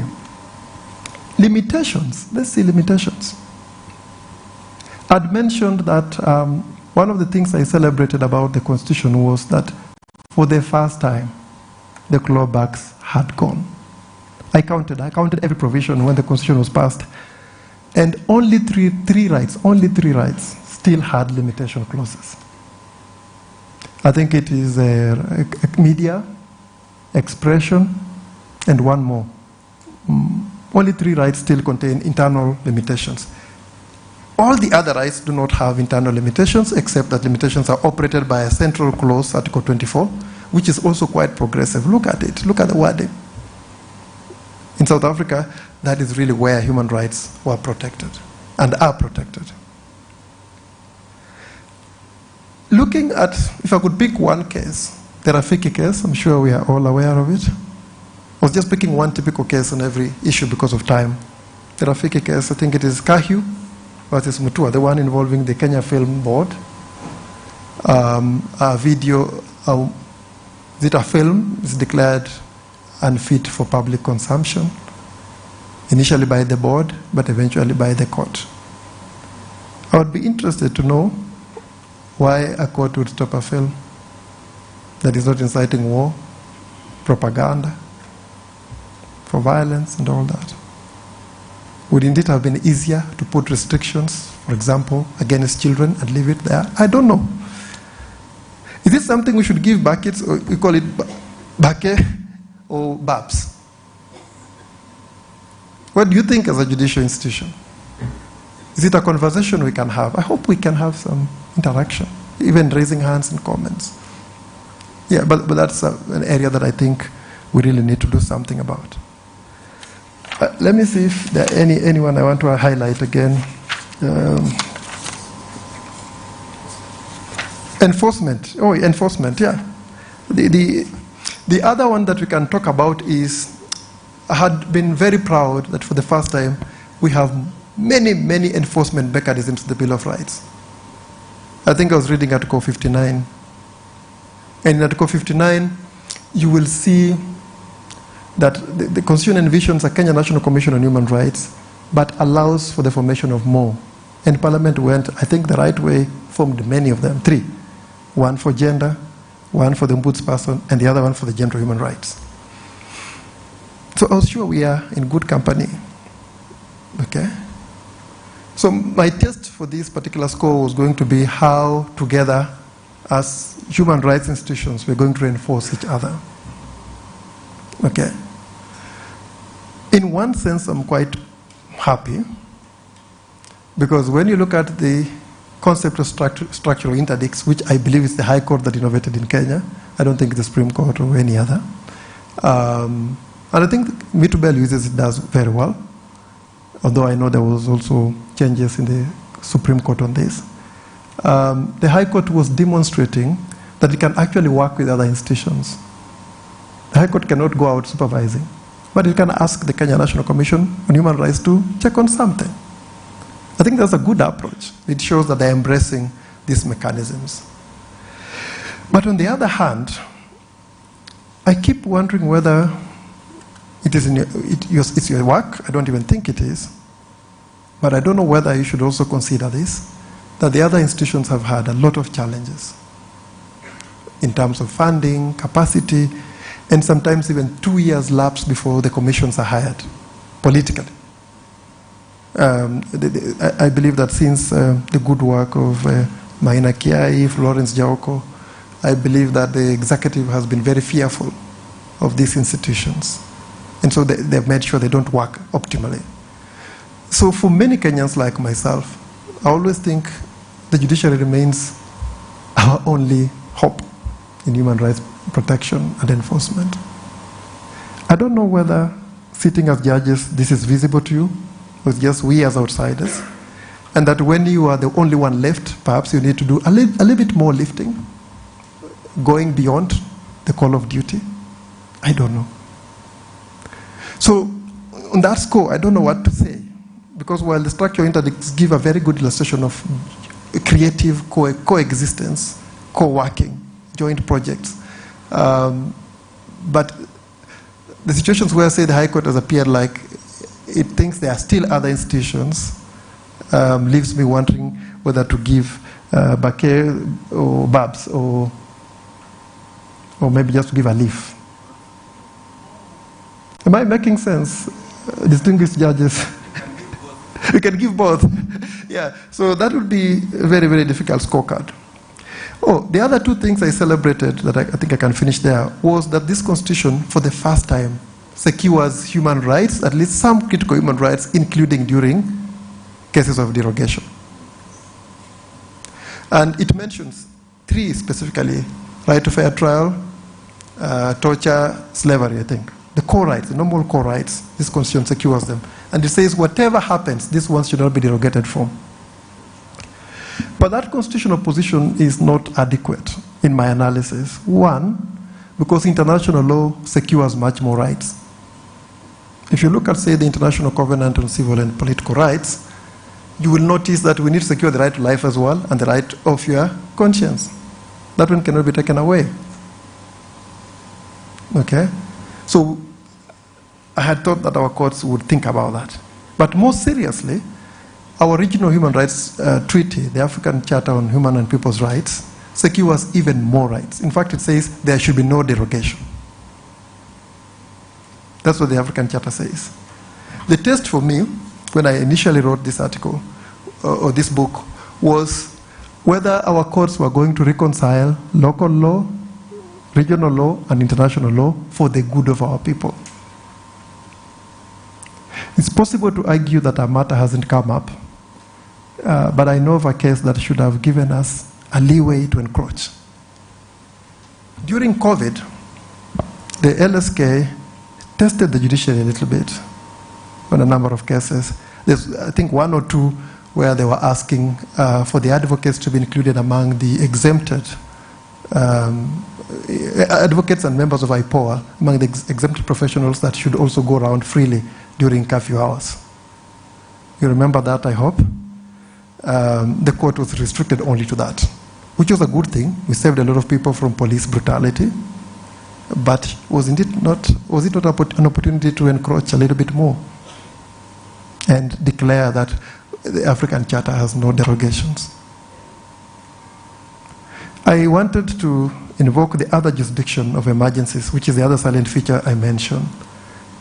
Maybe go to the Supreme Court, maybe do an amicus or something with friends or something like that.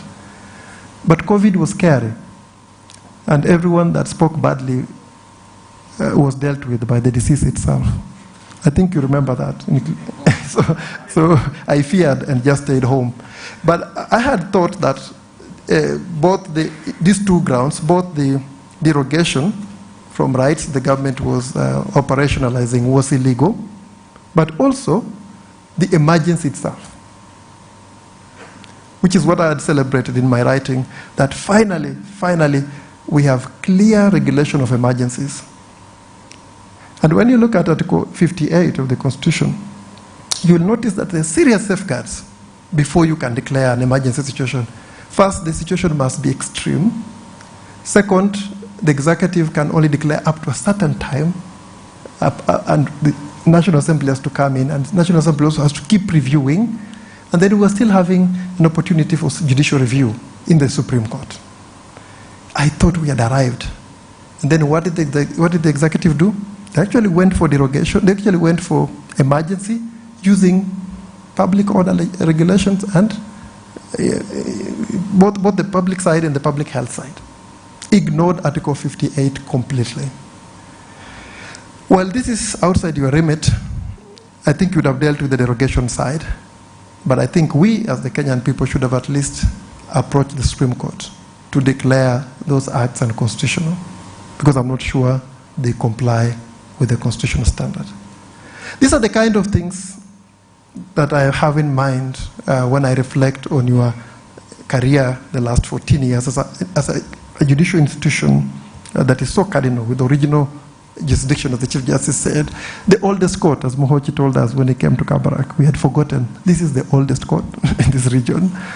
From those days of the Sultanate, we moved to the High Court. So I thought that as we reflect on our tenure, our impact, this kind of issues would show up, that we would debate them, that we would thrash them out and see how we have fared. But before I conclude in just 2 minutes, sometimes back I did work on, I thought I should mention it, I did work on mental health in the criminal justice system. I edited this, and we've done some research with students and colleagues. And we are looking at how we are treating persons with intellectual and psychosocial disabilities within the criminal justice systems. And we found that the judiciary had not shied away from protecting their rights. But the problem I mentioned earlier was keeping the realization of these rights away. So, for example, one court says one statement, the other one says another, the other one contradicts, then when it goes higher, even more judicial chaos. So I think I can leave this copy here if someone who is interested. So, for example, this issue of the president making judicial decisions, somebody being detained at the pleasure of the president, indefinite sentences, people languishing in the bureaucracies for years awaiting a decision. And these are persons who might have psychosocial or mental disabilities. It's an issue that you've canvassed quite well.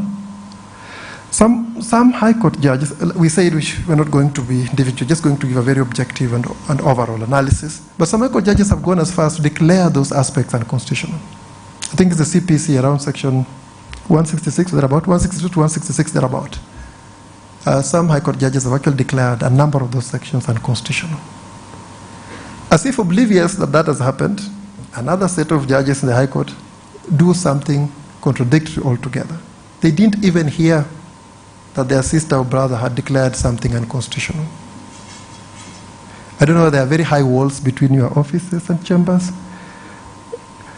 And then another one innovates something else.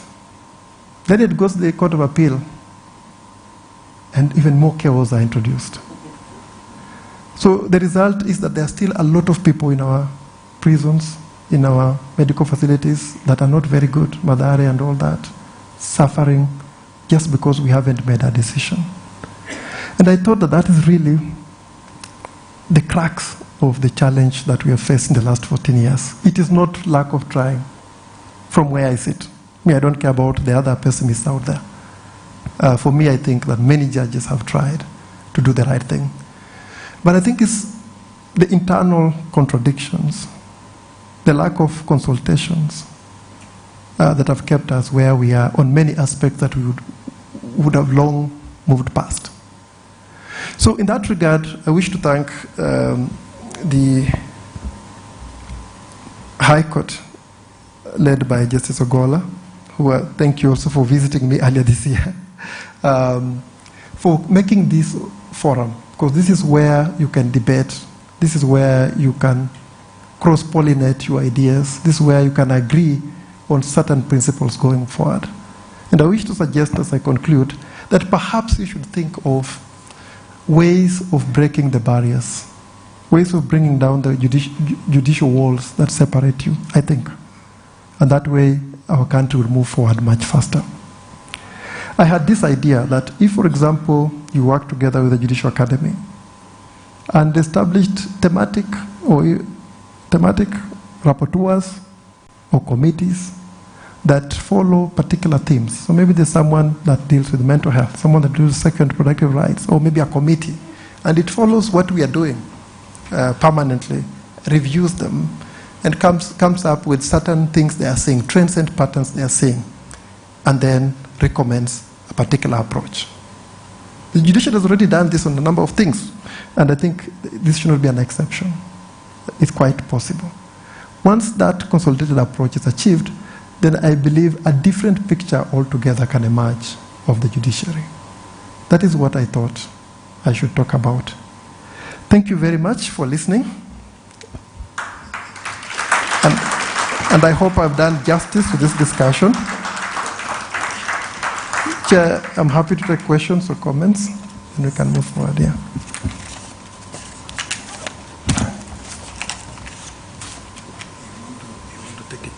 Okay.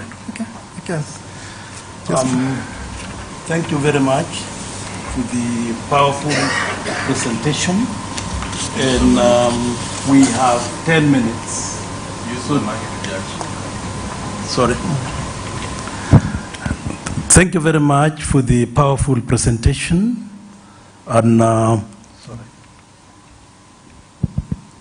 We have 10 minutes to comment, ask questions, so that our key presenter can see how we can have an interactive session in 10 minutes, because the next presentation is coming in.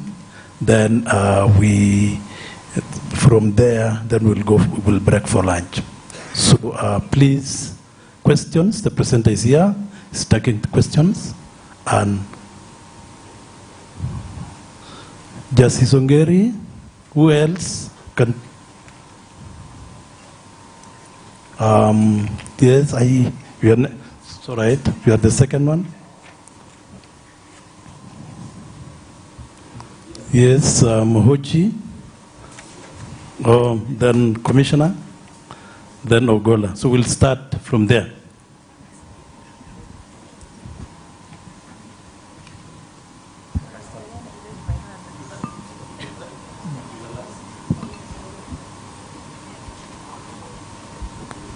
Thank you so much, Professor, for the very interesting discourse.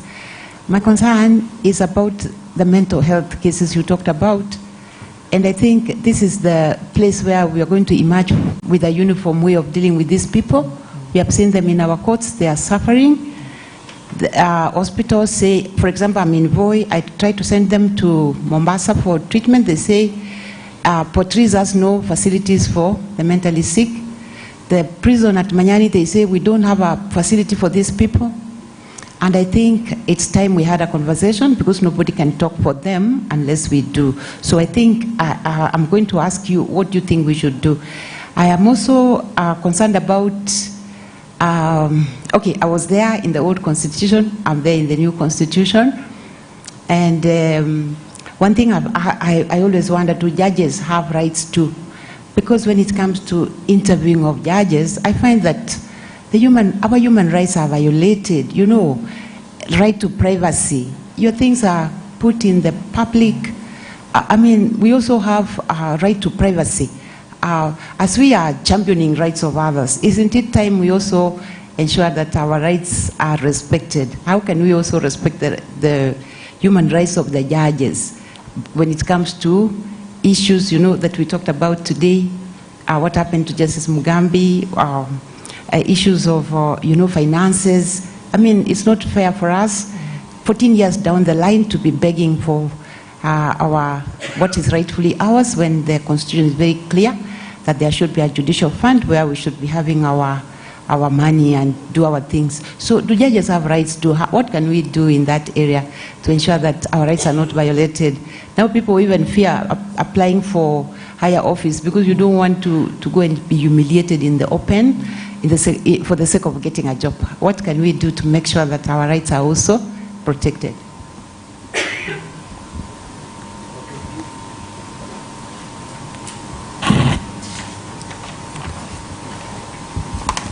Thank you, Professor. My name is Caroline Haswa. I'm here representing the Nairobi branch as a council member. My question is, on your salient features, Article 249, which aims to promote constitutionalism of independent constitutional commissions, be it JSC, be it NLC, be it KNCHR, in my view has not been tested. We find too many matters coming to court, but courts are restricted by procedure. And what can the courts do to activate this feature to enable Kenyans enjoy the protections of the many, many, many constitutional commissions. Just to say, like, even the Human Rights Commission, why doesn't it have hearings? Because hearings is the best way of auditing overreach on human rights. The second one connected to that is the inquisitorial jurisdiction of the High Court or any special court of the High Court level. I hear this, that the High Court, we practice a common law session of adversarial system.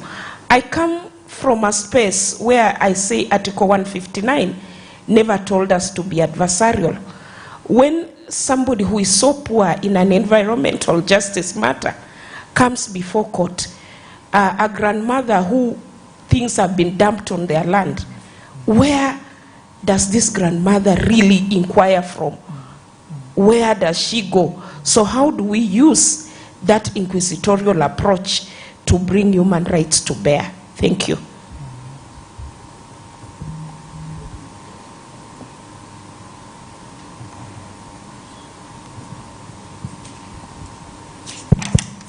I will be upstanding so that you can see me.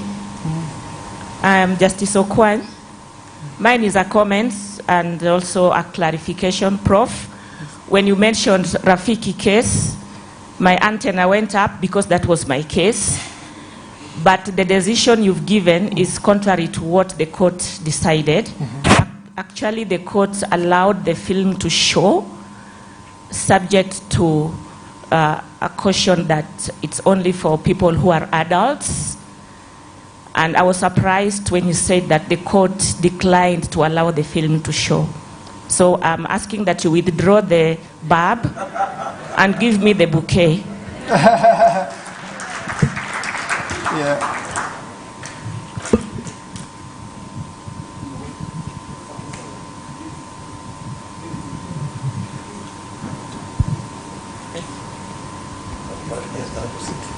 Okay, thank you so much.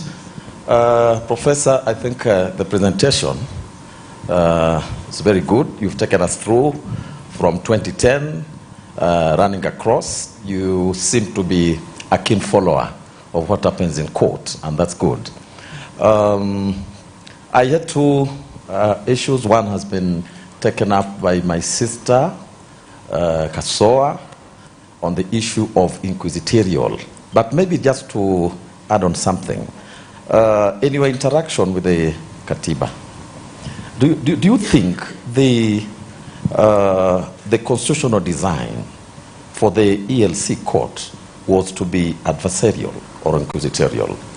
And two, what are the 2 or 3 main areas which you think as a High Court we should pull up our socks maybe to serve our people better? Thank you.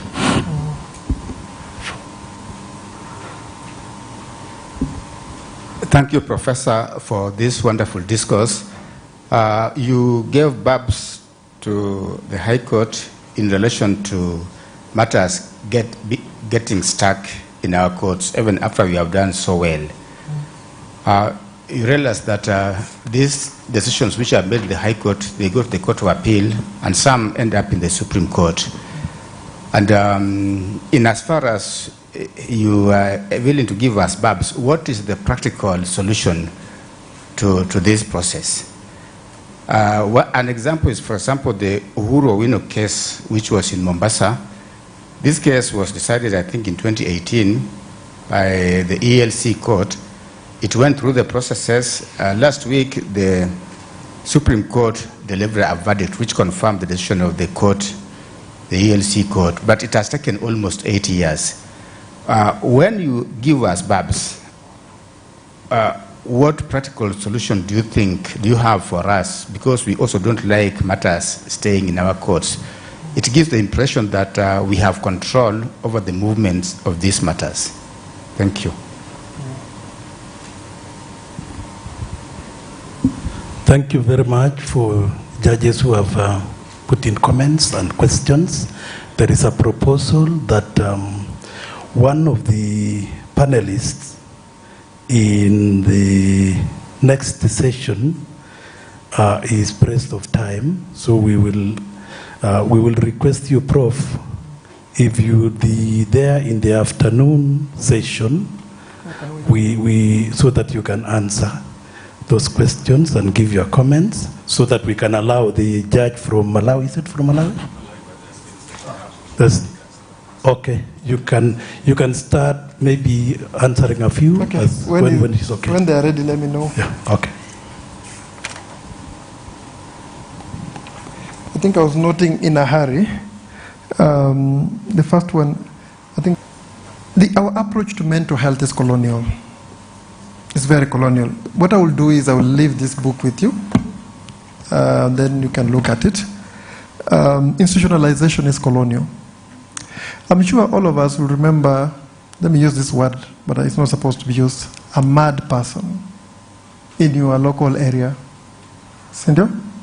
That people knew, maybe you just knew how to manage them, but generally they were okay. Their rightful place is communities, not institutions. And that's the conversation we should eventually have. I don't have the details to go into that now, but we make those particular recommendations here. On judges' interviews, yes, I agree. It's terrible. It is. And I wish there was a way of separating what can go to the public and what can go to the privates. Sometimes it is done, sometimes I don't think it's done that well. I think the public is for the intellectual staff. I think the private should be kept private. And you ask this question, how can judges get their rights back? How can they access their rights? And my answer there will be at many levels. I've also been privileged to be a mentee of the first Chief Justice under this Constitution, so I hear a lot about what his thoughts are. And some of the ideas I've picked from him are actually very sound. One of it is, why would you leave Justice Mugambi alone to handle very delicate matters? Why don't you empanel 6 or 5 judges of the High Court? Or 7? Who told you can't sit as 5? And the other day, Justice Ogola and my sister Frida, and just 3 people on a very heavy case. 349 politicians have handled in the 2 houses. And then you want 3 judges to face the entire public hate. I think internally you can do something about it. Make sure you are 7 or 5. Who says no?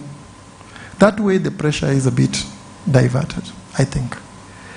But Chief Justice Mtunga mentions to me something sometimes back, but I think it's political.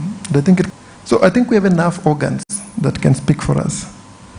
And we just need to invoke that, both in matters of getting resources, lobbying, but also in matters of defending ourselves from unnecessary attacks. To be honest, some of them are just so unnecessary from where I sit. There was this question about, yes, independent commissions haven't achieved their rightful place. There was an attempt during Maina Kiai's time, during Jawako's time, especially at the heat of this post-election violence. But I think after that, all efforts have been made to ensure that these things don't move beyond where they are. We need to talk about that, because if the other institutions are weak, then the judiciary is exposed. The way I see it, where I see it, is that since nothing else is working, the entire republic is looking to the judiciary for solutions. And that exposes judges very badly, even their individual lives, I think. So part of the solution for judges is to work together with the other institutions. What I think academics can do, which is where I belong, is to collaborate with all these institutions and see what we can do. For example, I have started a clinic in my university, and we already have a case in the Supreme Court, Amici. We've also taken up legal aid cases. And such forums can help us link up with the judiciary, for example, with the independent commissions, and if there's an issue, we have the liberty to raise issues. We have academic freedom guaranteed by the Constitution. At least we're not limited by strictures. So if, for example, a judge wanted an application made in court, I think this is political, but it can happen. You can mention to a clinic that is friendly, and it can bring up the matter. It has happened in other countries I'm aware of. And that's why we exist together as professionals.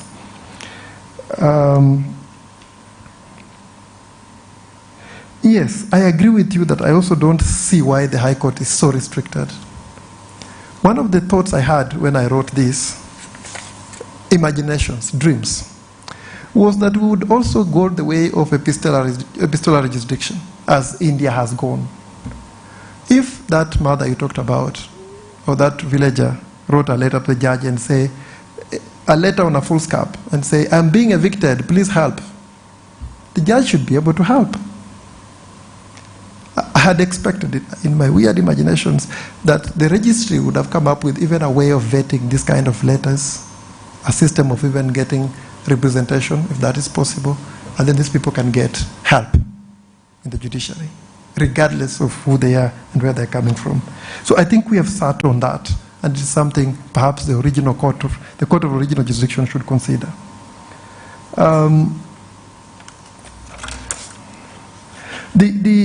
The Rafiki case, perhaps I am misguided. My original understanding, when you read it now, again, was that there was an interim order that allowed it to be, how do you call it?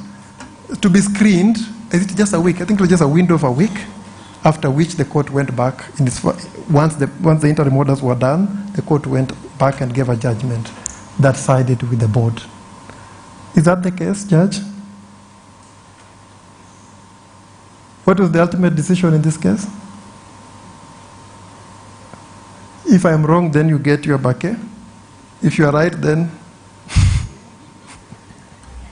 Yeah, that was my original decision. Okay, Prof, I didn't have the mic when you asked the question. Yes. But I was really just focusing on the filming of that movie. The interim. The court allowed it to show. And then thereafter, well, the case went to another judge, so I would not comment. But I'm asking for my bouquet. We shall give you the bouquet for the interim, and then we give a leaf, perhaps, to the other judge. Thank you very much, Judge, for making sure that happened. And actually, that's the approach I thought would have happened at the end, where we put restrictions. Like, I don't think some videos should be seen by children, some films, or just in public or during normal hours. There could have been some restrictions of making sure we take care of the younger ones, and stuff like that. So thank you very much for doing that. Yes. About ELC, I think about ELC, by the way, I was surprised, Judge, that it went the way it has gone. Courts, labor, environment, was that they would be more informal. They would take on new practices that we're now calling AJS here, but some people call alternative dispute resolution. They would maybe mediate, they would negotiate, but they would also inquire, even visit. They would not be fixed. I don't know. So I thought that historical injustice of that nature would have demanded a different approach to things. And me thinks that we went wrong in a big way by just making it another high court level court. Yeah, and that way you've had discussions that perhaps you can even transfer judges anyway. You've had that they're just the same. I think a different speciality was expected from what I thought initially, but who am I? Things happen the way they go. Then there's a question.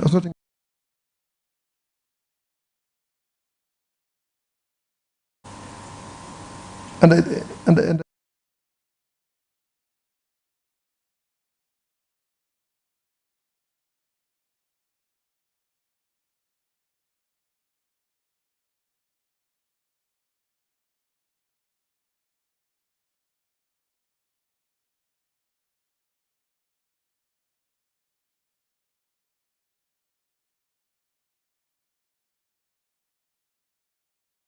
things about judiciary. that I understand that this is a very difficult assignment. I understand that you are going through a lot in terms of the pressure of the work itself. But I also understand that judges, unlike academics, deal with a real victim with blood, flesh, and bones. Somebody is in your court. They want justice that is particularized to themselves. You don't have a time to theorize. So you saw this one today, you saw the other one tomorrow, you saw the other one.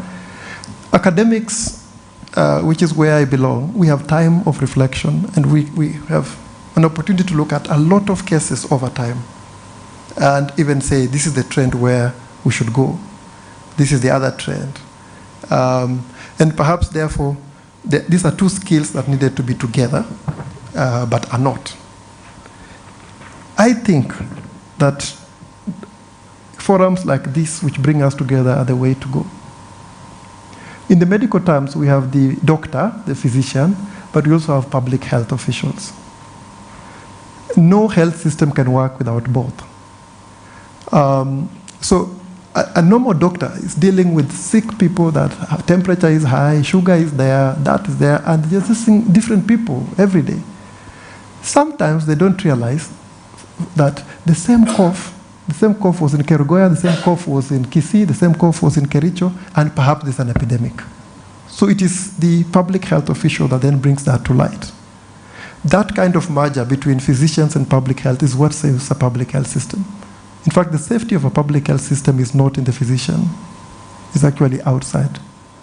Methinks that, and if I was to answer, if I was to narrow the problem and then the solution as I finish, the problem I have seen with the High Court has not been for lack of trying. I think I mentioned that earlier. There's a lot of effort.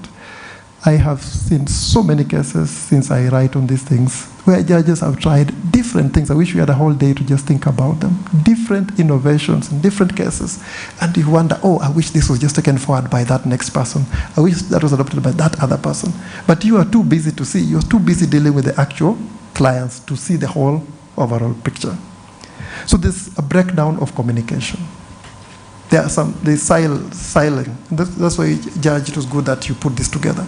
The silos can start breaking. So my recommendation then is that have committees on thematic areas from diverse groups. Almost what you did with court users, but now at a different level, where people could even be academics, advocates, yourselves, and other people that are knowledgeable, and with a subject lead, and they keep monitoring maybe developments in a certain area, and advising what could we do, how do we interject here, how do we intercede there, how could we make ourselves better.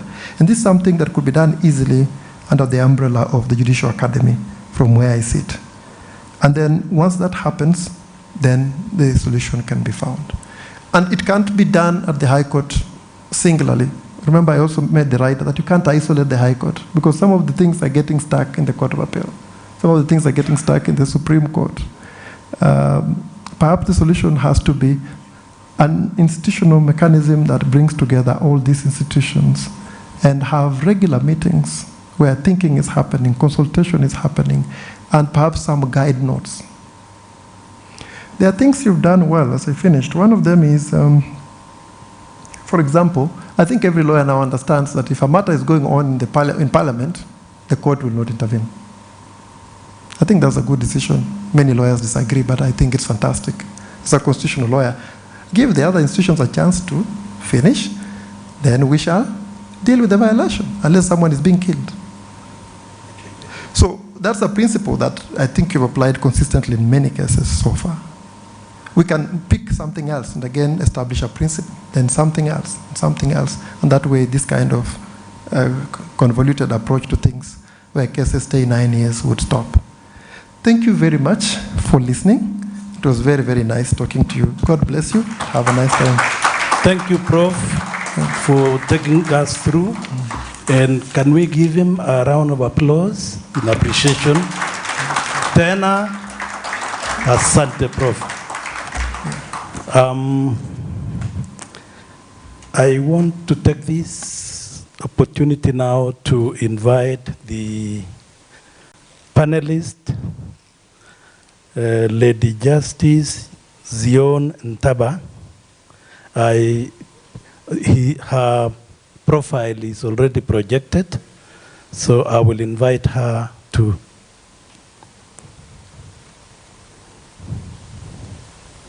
Yes. Lady Justice Zion Ntaba. Thank you. I don't know if you can see me. We can and hear. See my. We can see you. You can hear me. Yes. Okay. And also the screen is showing. I'm not sure.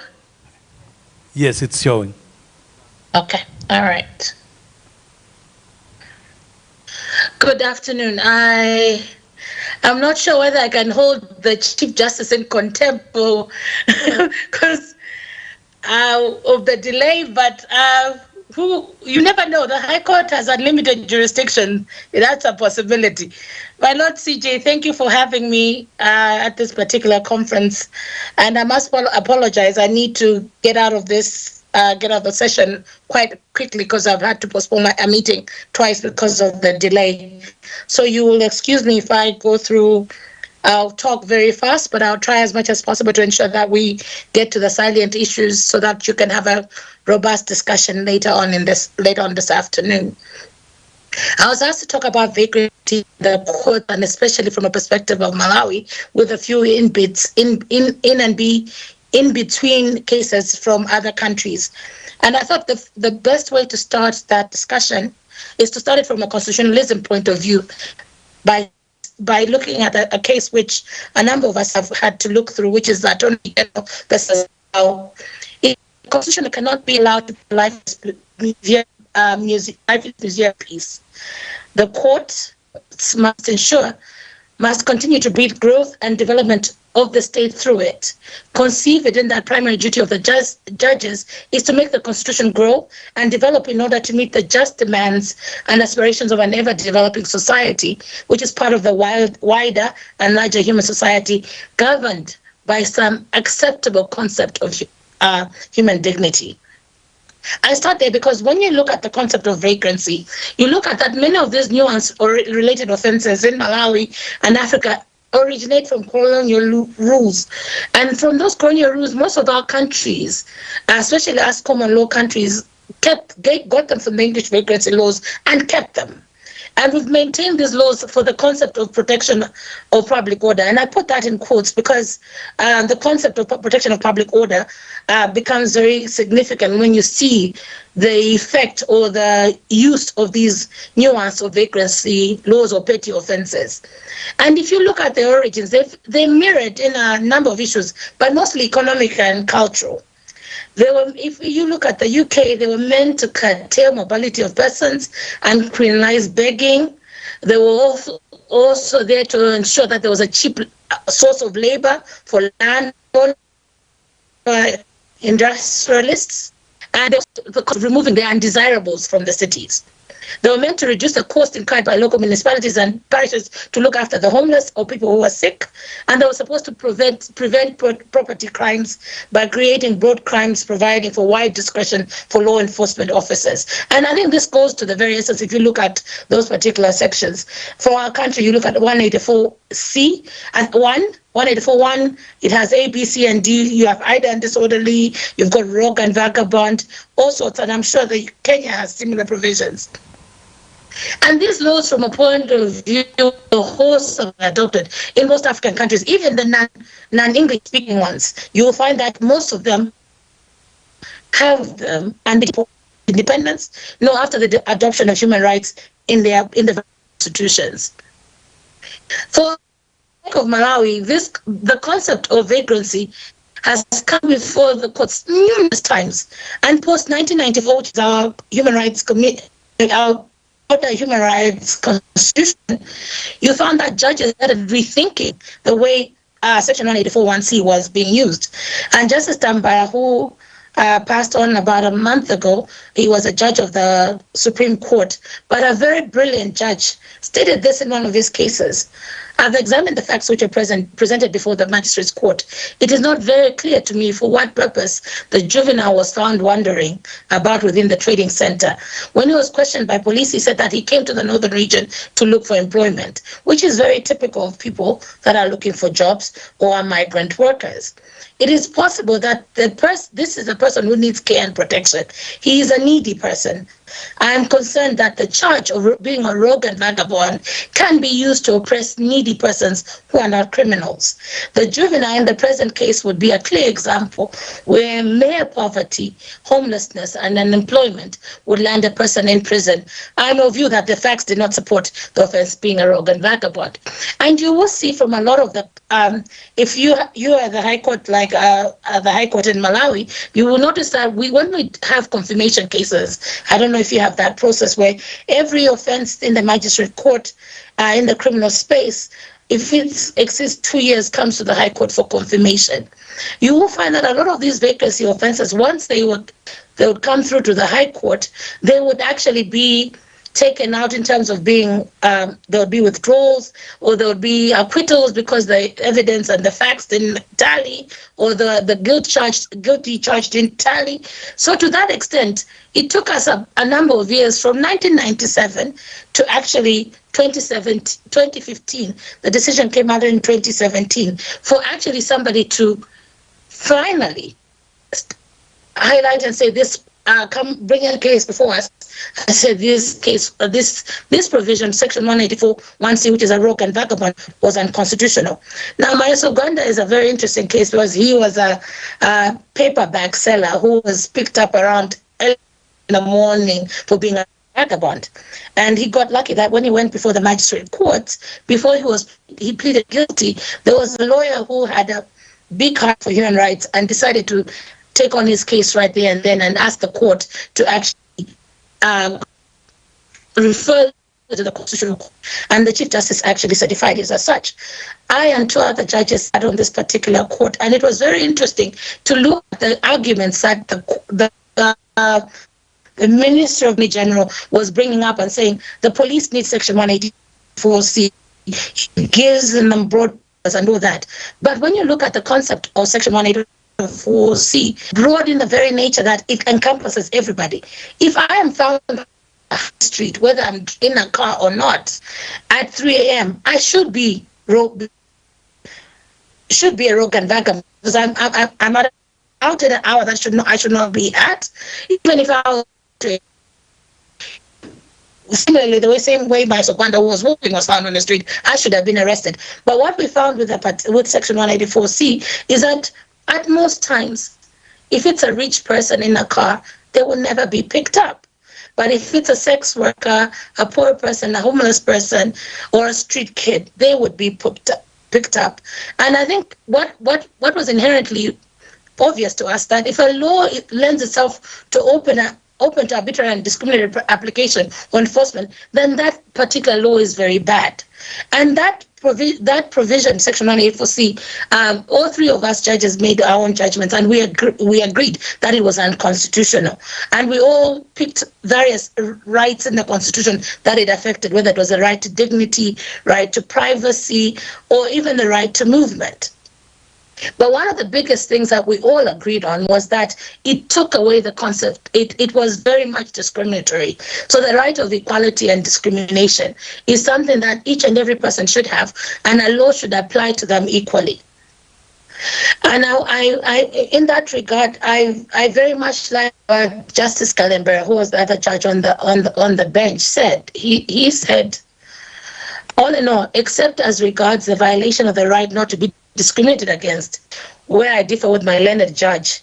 That was the other judge, my brother judge. There was another brother judge on the panel. The prescriptions of section 184(1)(c) of the Penal Code do indeed infringe upon a range of the appellant's constitutionally guaranteed rights. The effect and the extent of the infringement of these rights are not acceptable limitations to these rights. Section 184(c) is not justifiable when there are other policing tools like section 28 of the Penal Code.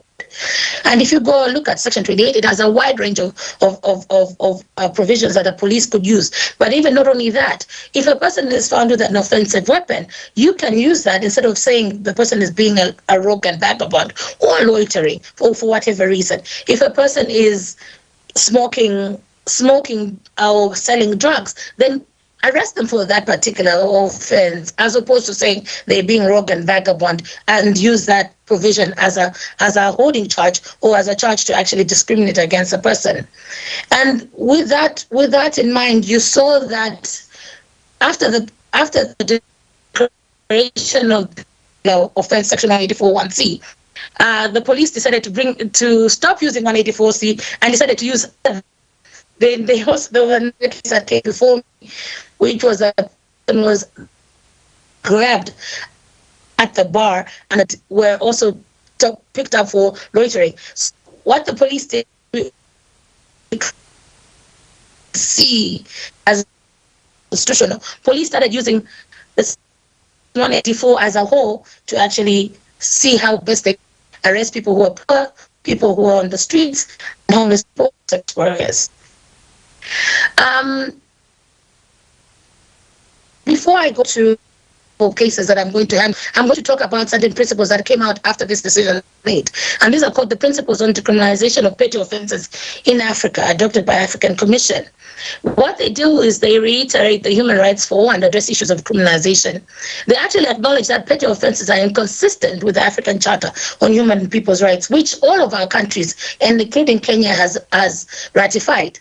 And it called on African states to decriminalize and declassify petty offences, address the root causes of poverty and marginalization, which are from what I've been hearing from all the speakers, from the Chief Justice saying they are deep underlying issues in terms of governance that are causing this poverty and marginalization that need to be addressed for the judiciary to actually ensure that they're doing the work that they need to do.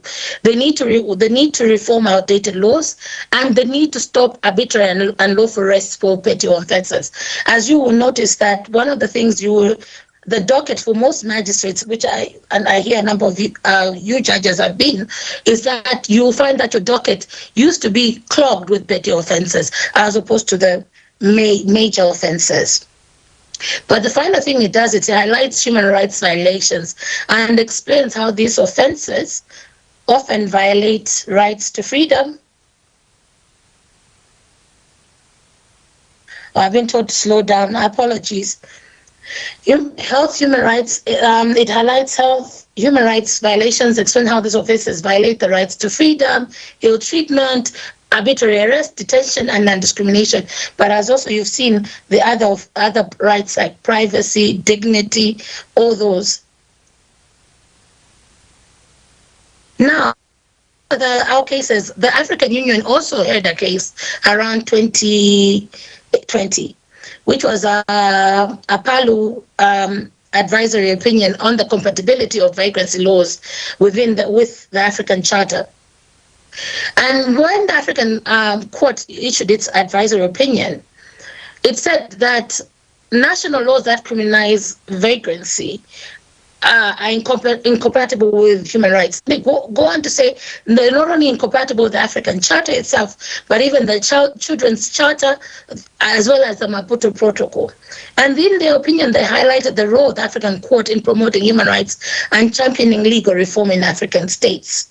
They also did say that we needed to widely have an interpretive way of setting the kind of powers that this advisory opinion can use in our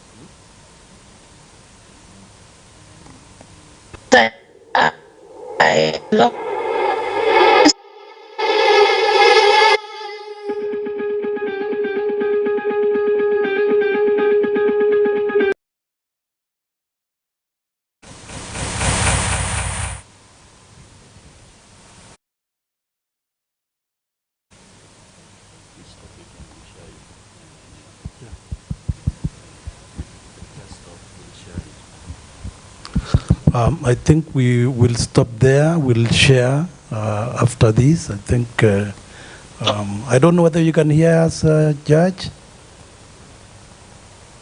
We are unable to get you. I think we can stop there. Yeah. Then you can, though she is not hearing, we can give her an applause, a round of applause. Now, I think the next presentations of the panelists will be in the afternoon after lunch.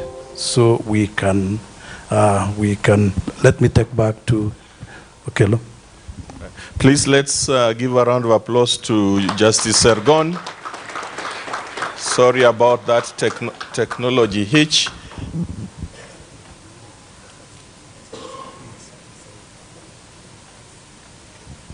Right. We'll stop there for now, and we go for lunch.